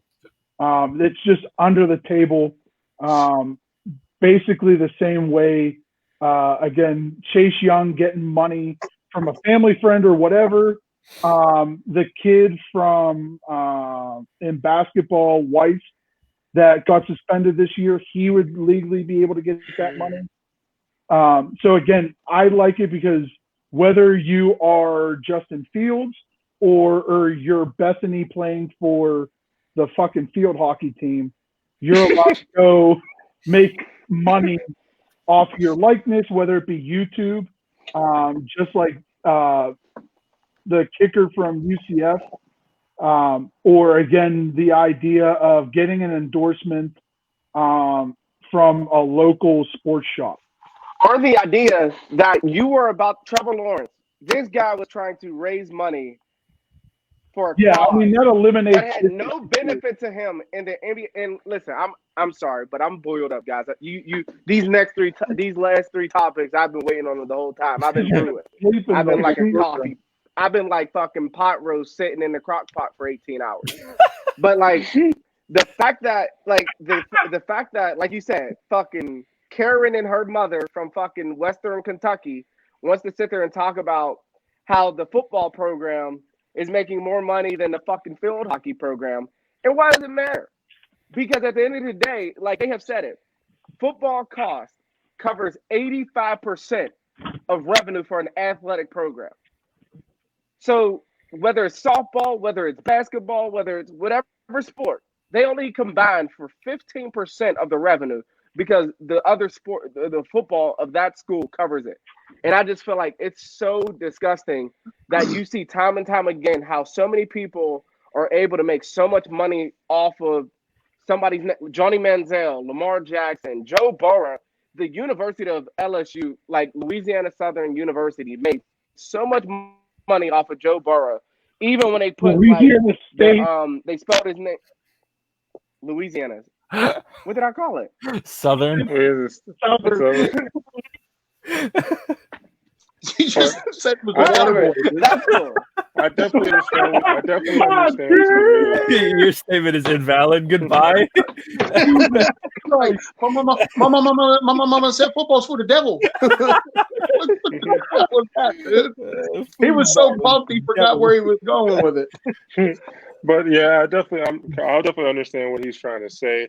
There's a lot of like money coming off of players because you're gonna see ticket costs itself between tickets, tuition that they even if you don't even think about sports in general, think of how much for each kid that comes into school, the tuition that costs. So like a school like Ohio State, if you don't live in state, it costs like $30-some thousand a year before room and board and all the other stuff. Then you start charging, and you have then you have millions of hundreds of thousands of students between that revenue, and then on top of other stuff like that, you're like pretty much pouring in money. Like the players can't make nothing off of nothing. I don't think that's fair at all.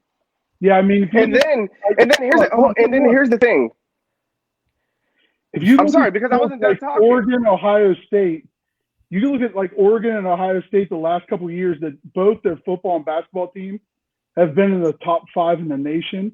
The amount of money that those two teams are pulling in is absolutely retarded. Right. But then, and then here's the biggest thing. Everybody talks about it. For some reason, people think every college athlete gets a scholarship. They don't. And then the crazy thing is that star, Joe Burrow gets hurt as a freshman, as a sophomore, the university could take away his scholarship, his full ride, it can be gone within the snap of a finger. If he's not able to produce, if he's not what they like, they can take it away with no security. Oh, they can pull it semester. Right, exactly. So it's like this whole fact. Now, I love what you said, George, because a university should not have to pay their players. There's no point. But if their player are able to use their name and get an agent and do what they can to make money, because then what it brings in football is the ability for guys to stay senior years, which we love seeing senior offensive lines, senior defensive lines, fully loaded teams who want to stay and be able to play compared to guys like Tyler Boyd, Leonard Fournette, Jake Fromm, those guys who have to leave because they don't know what their future can hold and they have families and stuff to provide for. I just feel like you have to let these guys, because the NCAA has been making a bunch of money for it. But you can go ahead on that.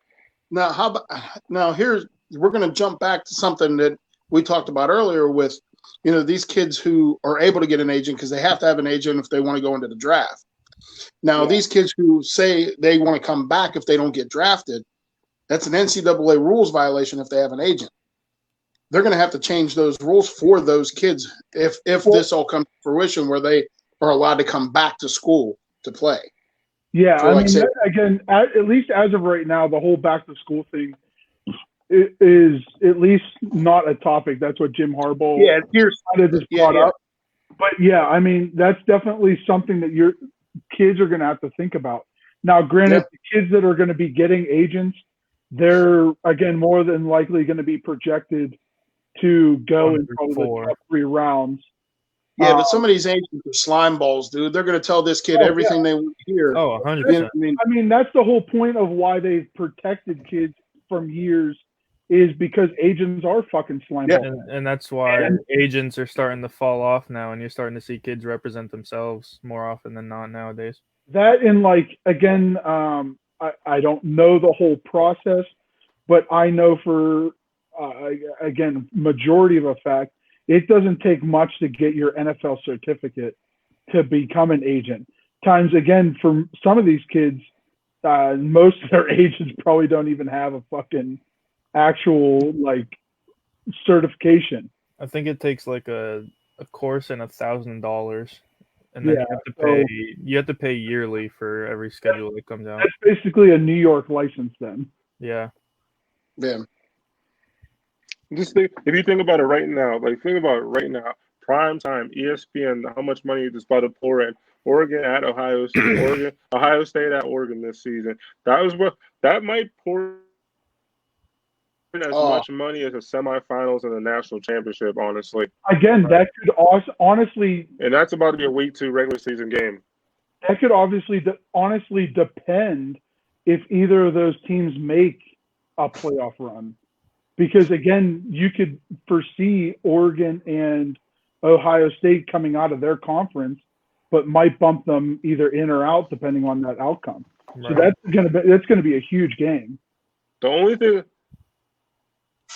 thing I can agree on is if Oregon wins out and their only loss is to Ohio State, I can see them being in. Yeah, but you can't really, depending on how everyone else does. I don't know, but how that conference is like depending on how. It's just hard for them because then it's like, yeah, that's straight to schedule, but at the same time, it's like you either play, because remember, Oregon was one of the schools talking about like, hey, we might go somewhere else, because it's like you either have to play down to get looked at, but then when you play down, then you don't get the credit. But then when you play up, you risk the potential of being lost, and it's boo-boo. Last couple of years, Oregon's actually paid off of playing a better team in the first 3 weeks, in potentially losing and still having a chance to make the playoff. If they wouldn't have lost at Arizona last year, them losing to Auburn would have. Yeah, that's what I was about to say. Yeah, I mean, even the year they lost against Michigan State, still had a chance. Or actually, I think they did make the playoff that year.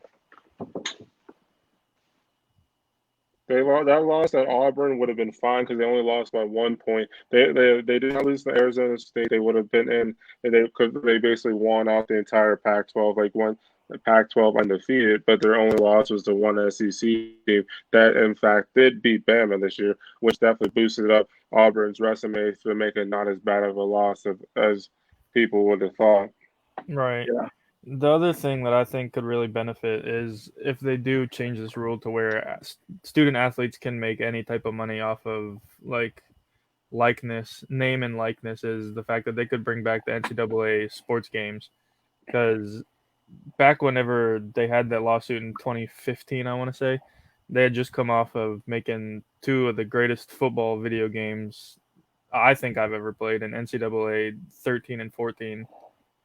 We're hoping, as of right now, ESPN or EA doesn't have anything definitive put in place, but definitely this fair play to play puts that back in a possibility. Yeah. Initially, whenever EA came out, I think they said they, at least as of right now, they weren't thinking about it because their fear is they'd only break even, which I think is horseshit. But I understand that they need to make their not. They have to be for sure before they make it, but I think if they bring that back, I don't think there's a doubt. You gotta say something different. They profit way more than they would. Oh yeah, I mean, again, up until 14, when it was, I think it was 14 or 15, was their last game. Mm-hmm. I'd buy NCAA football over Madden any day. Oh, 100%. Because as long as you be Louisiana State, right? Yes. Or Southern, my bad. Louisiana Southern, baby. Corey, I love that. That was great. Louisiana Southern's banned. That sounds like a mother. Hey, listen, you want to know something? I guarantee you, Louisiana Southern versus Louisiana State band is two different things. You gonna see little Tub with the bass playing on the drums. I bet you FAMU's band from smack Louisiana Southern though. I think it by any chance Louisiana Southern is probably in like the MEAC or something like that. I doubt they're even B1 school. FCS. First of all, I don't even think Louisiana Southern is an actual thing. I'm it sure probably it is. Isn't that the school Waterboy went to? Yeah. That's probably why I thought about it.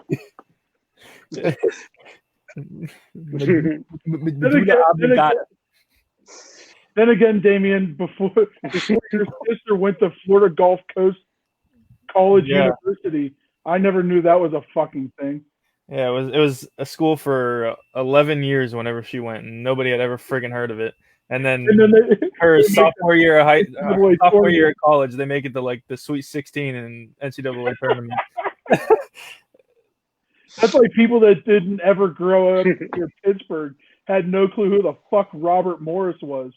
To be fair, I didn't know Robert Morris was a thing until they started sending me mail when I was in high school. I started getting letters from them. I'm like, yo, who the hell is Robert Morris University? And who went there?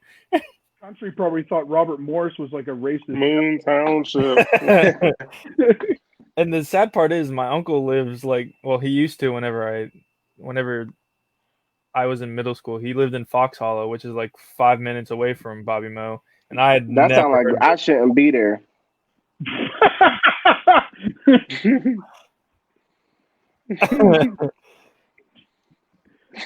You're a goddamn mess, Courtney. They'd be like, "Hey, me and Isaiah, you won't catch our ass out there. Hell to the no, bro. We're gonna be like, we gonna get shot while jogging." Oh, you calm down. Oh man. I guess that's a good transition into our last topic for the round table. And Courtney's probably been waiting for this one. So again, this all got jumped off with. The fuck was that, Rob? That's what I was waiting for Courtney to do. Hands up, don't shoot. One of the, I guess it was one of the later Last Dance episodes that they started bringing up Jordan not backing or I guess saying anything towards, what was it, a Senate or a governor race down in. So here's what happened. So in 1990 there was a governor race, and Michael Jordan, they were asking him to come out and either endorse or how he felt about it, and he got caught, kind of like how President Trump got caught saying the wrong thing at the wrong time, which was that Republicans buy Jordans too. So the debate that we're going to have is we're going to talk about whether we think social athletes should, whether social athletes should have a professional athletes, should they have a social media or political input? And so I'll go last. I'll let somebody else go because we're about to get loud on Loudmouth. I'll go first. Well, I definitely think they need to, for sure, because just how people look up to them in general, like LeBron, Jordan, Kobe, people like that. People pretty much idolize these people. So how they think and how they perceive different stuff, people are actually going to listen and believe and take it in like it's like it's 100% true. So how Jordan or how whoever thinks about someone can definitely have an impact on how a large group of people at their particular times in their prime would have thought about someone in general. And what do you think? Me? No, your dad. I didn't hear what you said. I was paying attention to something else. I think that athletes should, especially nowadays, since social media is way more impactful than it was. just strictly off the basis of what Isaiah said, just the way people idolize athletes. And I'm not sitting here saying that if an athlete says something to do with politics, that every fan of that person should be like, oh my God, he said it, so I have to follow what he said. No, because that's not even the way I think. I think you have to create opinions off of the things that you believe in, but at the same time, as much as there's like a slight on athletes that get into political movements, I think it's more beneficial than it is detrimental as long as they don't get ousted like Colin Kaepernick did. Granted, I don't think whenever that first came out, I don't think it was all perceived to be the best thing possible because it started out as him just kneeling, but then the story came out that Navy SEAL came and told him, yeah, it's respectful to kneel because that's what we do when our brothers die. So I think it all got turned too many different directions before it came to the light of day how correct it was. So as long as an athlete comes out, regardless of who it is, whether it be LeBron or fucking Brian Scalabrine, if you come out and you're completely honest about how you feel something is going on in the political world, if you want to speak it out, make sure it's for the betterment of the people, not necessarily just your own gain. I guess that's where I stand on it. Rob, what do you think? Sometimes you sit there and see some of these guys that come out and, go on social media. It's for their own gain. It's for them to get their brand out there. It's for them to get their 10 seconds of fame, just because they're on, Instagram or whatever they're on. I mean, like case in point, look at all the celebrities that came out and said that they didn't want Donald Trump to be president. Most of the people didn't listen to him. The guy still got in. You know what I mean? I don't know. Like, I come from the era where social media wasn't even thought of. You know what I mean? Like, growing up and stuff like that. We didn't have that stuff. You know what I mean? Like, a lot of it now, it kind of goes by the fact of, like, is somebody paying them to, say this stuff on the side? You don't know. You know what I mean? Because some of these people may be getting money to open their mouth and form an opinion. And it may not even personally be their opinion. They may be being paid to say that opinion just to either badmouth somebody, make themselves look good, or make that person look, horribly bad. It's their opinion. They can say it if they want. We all have the freedom of speech, supposedly. But, it's your opinion. You should be able, like Tooch said before, you should be able to form your own opinion. You should be educated and smart enough to form your own opinion on any of the big matters in hand, like political, like who's going to be your president, or even if LeBron comes out and says, I don't think you should eat turkey for dinner anymore. I don't give a shit what you think I should eat for dinner anymore. I don't care. Like, I don't give a rat's ass you drink Sprite. I don't care. I don't like Sprite. You know what I mean? Like, it's things like that. You know what I mean? Like, sometimes athletes and celebrities have too much of an influence on things that just really, honestly could screw things up too. You know what I mean? Because there's a lot of uneducated people out there. It's the God's honest truth. You know what I mean? We see that every day. You know what I mean? Just with, like stupid racism stuff and things like that. There's so many different things out there. You know what I mean? If you're going to use your platform for good, I think that might be one of the things I had a problem with like Colin Kaepernick kneeling and stuff. He said he was an advocate for trying to do the other thing. Prove to these people that you're an advocate for something. Show them that you are trying to make a difference, not just by saying it on social media, but show that you're in the community helping out. Show that you're doing this, that, and the other thing. Prove it to the people that you're really trying to be who you say you're going to be, and an advocate for this, that, and the other thing. So, that's just me. I'm gonna go before George, because I think what everybody has just said is going to tie into, and I'm being serious, and this means so much to me, and I've been wanting to talk about this for so long. It's not the first time I talked about it. The Colin Kaepernick situation shows the reason why athletes should come out and take a stand. The reason being, because like you said, Rob, you feel like when he first came out, it's not about saying, it's about doing. And with him doing what he did, it started off as him sitting on a bench. Nobody paid it any attention. And then, like I said, the Navy SEAL came out and told him to kneel because kneeling is respectful because that's what we do. And that's when it started to catch a buzz. And then we talk about the fact that the criticism, nobody cared about the reason why. And what nobody is talking about is by Colin Kaepernick doing it for social injustice towards black teens, black people getting killed by police officers, what it caused was an uproar of attention. Because then you remember that year, it seemed like every fucking day, every 3 days, there was another killing of another guy, unarmed black guy.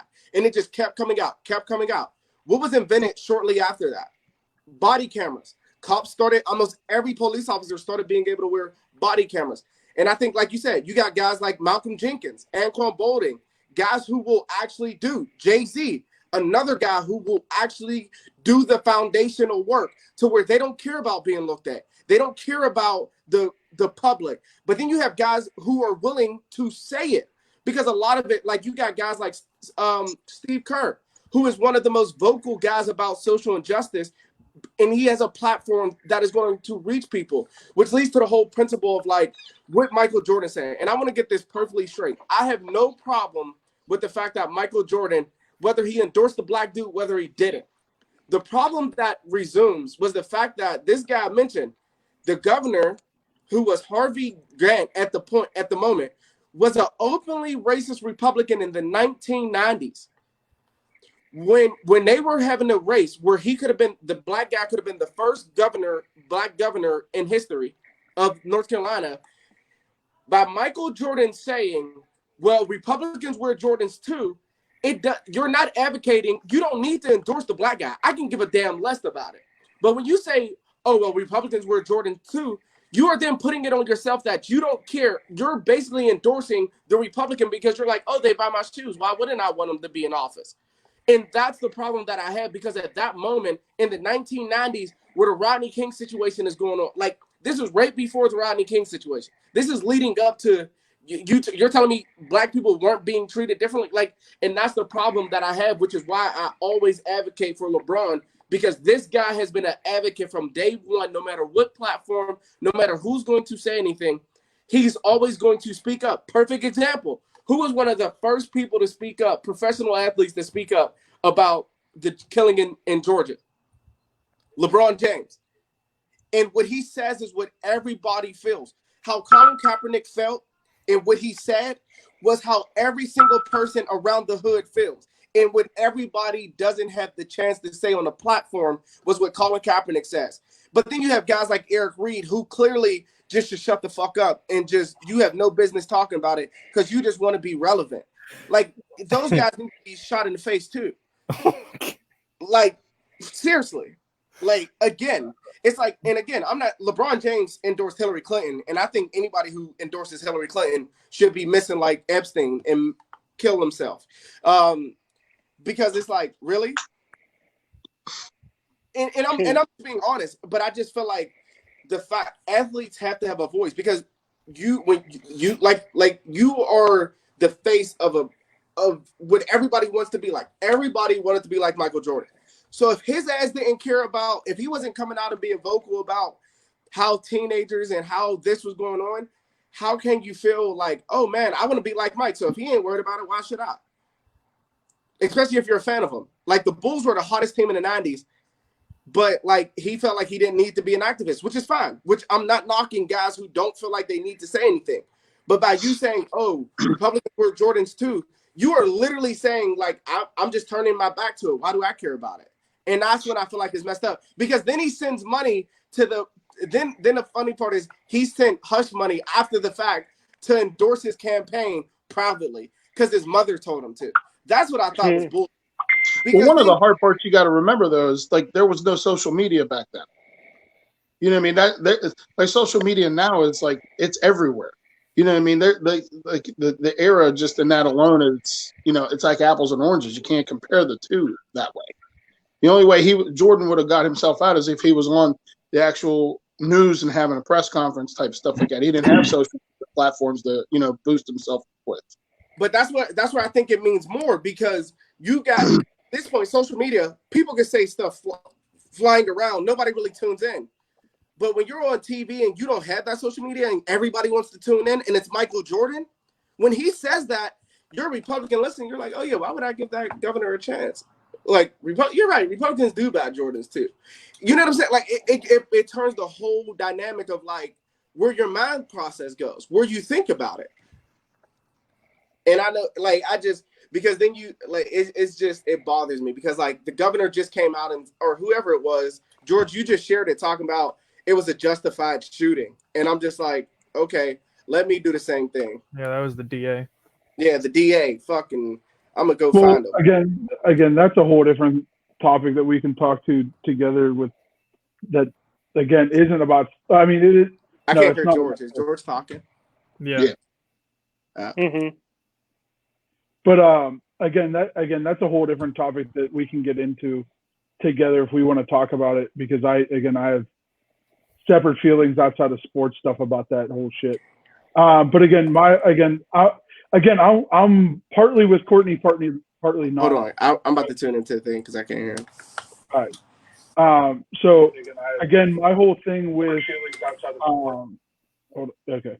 So part of my thing with again, I greatly respect the overall vision of what Kaepernick was trying to do. Again, I hate that whole, I have a bunch of black friends and shit like that. But again, Courtney's one of my brothers. Again, working with Isaiah, like, you're my boy. Again, having a shit ton of, again, black, Latino, Asian teammates in the past, like, what Cap was saying, I understand as a whole message.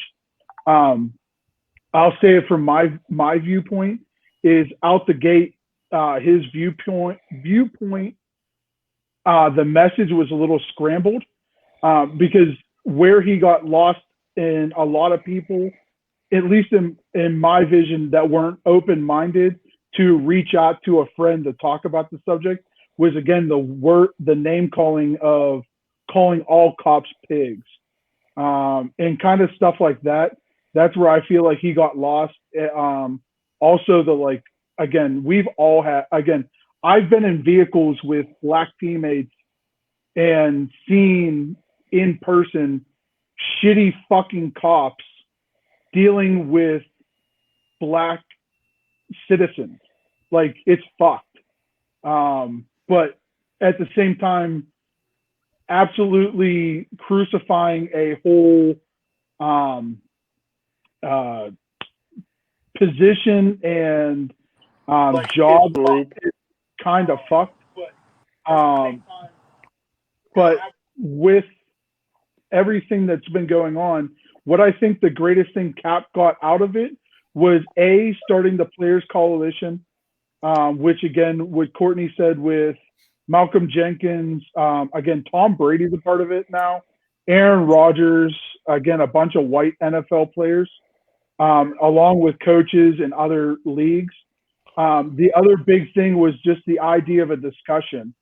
So again, when all this shit was happening, I reached out to a lot of team members and said, like, hey bro, like, fill me in. Like, I'm not a part of this. Like, I'm a part of this world, but not how you see it. Like, tell me.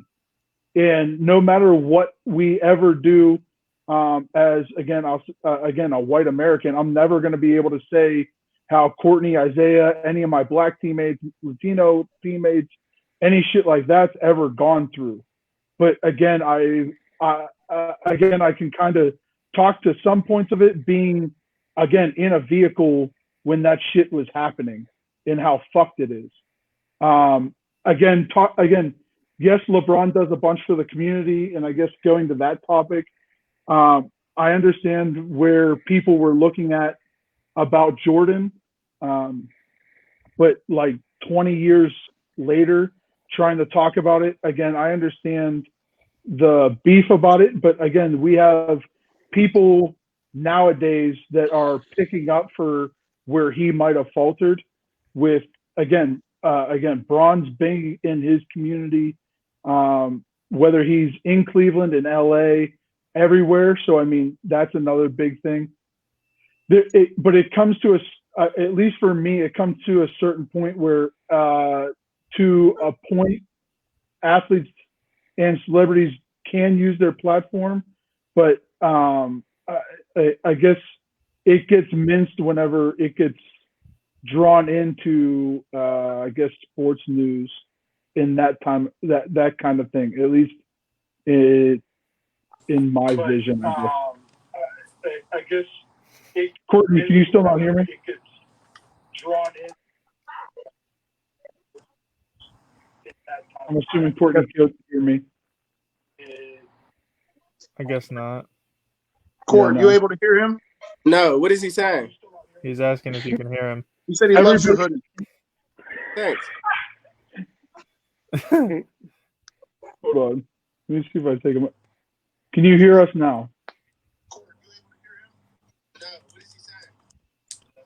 So again, and I just, like you said, and I think it was perfect because, again, I think it's so great because when you talk about it, and we say it all the time, the only way people are going to care is if they're directly affected. Like, I promise you, point being, I'm a very social butterfly. I talk to people all day long. That's all I ever do. I don't stop talking. I'm loud as hell. Everybody knows who I am. If somebody, if I get shot, you're not loud. Hold on, but seriously, I'm being serious. But if I was to get shot unarmed by a cop, the outcry of you guys, who I've grown up, Rob, you've known me for 10 years now. I've grown up in Bellevue for the last 10 years of my life, and the amount of friends, white friends that I've had, and everybody that I meet, whether it's in the Marine Corps, the outcry of what would happen, it would hurt you guys because it's a direct reflection. And now, again, what I tell people all the time, I have never stopped being black. Like, even my roommate and a lot of my friends down in the Marine Corps, they go, there's two different sides to you. And I was like, what do you mean? They're like, well, you're usually cool. You're level-headed. There's like, but when you get mad, you turn into, like, Black Courtney. That's what we call you. And I was like, he's a niggatron. Sorry, no. Go, like, from the hood on us. And I'm like, and it's like, so, again, the conversation is great, but the fact is a lot of people don't want to have the conversation. Like, I personally love at how there's so many white people that are so irritated. George, just like you just found out that it happened in February. Yeah, that's ridiculous. Like, I apparently missed that topic. I've been, like, ever since this hit social media. It looked like George is sucking dick. That's what it looked like. I can't see it either. Yeah, I'm the same way as George. I didn't know until, you know what I mean, that happened in February. And that's and the bad thing is, like, you sit there and you see guys time and time again where it's happening and it's doing more and more. But I feel just as mad when a white cop does it as if a black teenager does it. And that's a whole different conversation that I know me and Isaiah feel the same way. But it's like the fact that people don't see it. Like, man, this man was jogging. He was literally jogging, and because he looked like he was doing something suspicious, that means, and now granted, are these two guys probably going to get justice? Yeah, but there's a list that goes on and on. So if we don't have these celebrities, if we don't have these professional black athletes that are willing to say, I'm going to say on a platform, no matter how anybody feels about me, I'm going to say something, whether it's controversial, whether it's not, I'm going to have a stand and say something. Sure, I don't knock Jordan for what he's done. He does a lot for the community. But the fact of the matter was, if Jordan was to act now, if LeBron was to act now how Jordan acted in the 90s, he would get crucified. He would get absolutely obliterated with his everything, his gambling, his debt, everything the way he would have been. He would have got obliterated. Obliterated. Obliterated. Still black, guys, and I'm from Northgate. I went to Northgate, so it's like that's like deadly. N stands for knowledge, baby. Yeah, and I'm like, and again, this is why George and I put it on my Facebook. The fact that George has been a brother to me, and we're able to argue, we're able to fight because we don't agree on everything, but we know the same day. Like, Rob, y'all talk about me all day long, but I love you guys, and I would take a bullet as not all day. Marine Corps. Not all day. Shoot you in your toe. It's just most I'm going to shoot you literally in your foot. That's the only way you're going to get me. I'll hug you first. I'll hug you first before you pull the trigger. I guess that's what I have to say is the benefit of how I grew up. Dude, I didn't even know you were still there. I've just been listening. I like to indulge in information. Nah.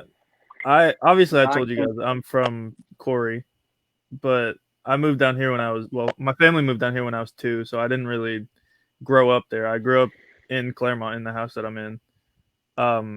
And in Florida, I guess the benefit of it being such a hugely diverse state, it's given me the opportunity to grow up with people from literally all over the world. And me and my best friend, he's a black man. We've known each other for 20 years. I was 2, he was 3 when our family moved into the house that he lives in. Our backyards are connected. So I can see where Courtney's coming from. If something were to happen to Courtney even, I've known him for a month, and it would hit the shit out of me personally, emotionally. But it would be like to the extreme extent if my friend were to get hit. Whenever that Trayvon Martin stuff went around, I was probably like 9 or 10. I remember his mom started getting on his ass about making sure that he was in the house before the streetlights came on at night because everything was so like dramatic about it. And our backyards connect, so I never personally saw it as an issue if we were out past the streetlights. But because she was so overly protective about the situation, because she grew up in the time where people would send their dogs after her if she was just walking down the street. So whenever that came around, she was like on his ass. If he wasn't in that house getting ready for bed by the time the streetlights came on, it was his neck. So I can see where it's all coming from. And I think the hardest, and here's the best way for me to be able to paint a picture, right? Here's how black people, black young kids, black people from the hood think. It's the same way as military people feel about people from the Middle East. Like, that's how it gets taken due to the fact, I'm telling you, guys, especially if you've been on a deployment to Afghanistan. Like on deployment. Like, that guy, I'm telling you, he thinks every single one has a bomb strapped to him. But that's because he's lost boys with IEDs and stuff like that, to where he has a grudge where he might not do anything, but I guarantee you the first perception he thinks is, I need to think about this person. I need to worry about what this person is going to do. Does that make sense? So it's like, whether it's true or not, and all cops don't deserve it. I've met tons of cops. Sergeant Hudson is the reason why I'm in the Marine Corps right now. But also, fucking, who's Mason is the reason why I'm scared of police officers. Like, and that's two different aspects of it, because it's like, man, even me, I have a brand new car, 2019 Ultima. I've gotten pulled over literally just for driving, whether I'm at the speed limit. Now, granted, I had the get out of jail free card, which is my military car. Nissan. But if I didn't have that, it's like, it's scary, man. It's like you always have to. And then the worst part is, I have to teach 5, 6, 7-year-old nephew that if I ever get pulled over, don't move, because I can't. You know what I mean? Like, it's so hard to teach that, and I think that's why athletes have a right, like, have a voice. Because if you see LeBron James, like Shaq pairs up with police officers. You see the video of them playing basketball. He is a police officer. And they come in, they bring the police and they play basketball. There's a good thing to it, but people want to see the negative, and that's the problem, is like the media portrays it, which my boy Lano was talking about. But I think overall, you have good and bad with anything you do in life. And I think the good outweighs the bad when you have professional athletes taking a stand on something as hard as social injustice, I feel like. But I gotta go, man. It's getting late. I gotta hit the gym. I love you guys. Hey, before you go. Hey, before you go, man. Hey, we still got T-shirts for sale. Yeah. Yeah, you gotta get them. Come on, get the loudmouth T-shirts, man. All right, we're selling next to you, Courtney. If you didn't know, we still have T-shirts for sale. $20. You're welcome. Delivery. George got it on. They're going to be a little lighter in the gray. We should be hearing it. We should get our first batch in here in about the next 2 weeks. So anybody who was on our first order within this last week, Shout out to you guys. Delivery fees included. Cash App, Venmo. Loudmouth Sports Talk is the Cash App. Loudmouth-Sports Talk is the Venmo. Hit up Rob, George, Isaiah, Meshach, the Billy, Bendigo, anybody you want to. What's that? You all right? Yeah, he was rapping. I was dancing. He is trash. If that's what you want to call it. Girlfriend, holy damn. Girlfriend. What? What? Who was dancing? Isaiah was. That's what I'm saying. I feel bad. Girlfriend. I heard we can dance on the dance floor, you know. I mean, maybe I might need a little, liquor in my system, but start dancing. At your wedding, huh?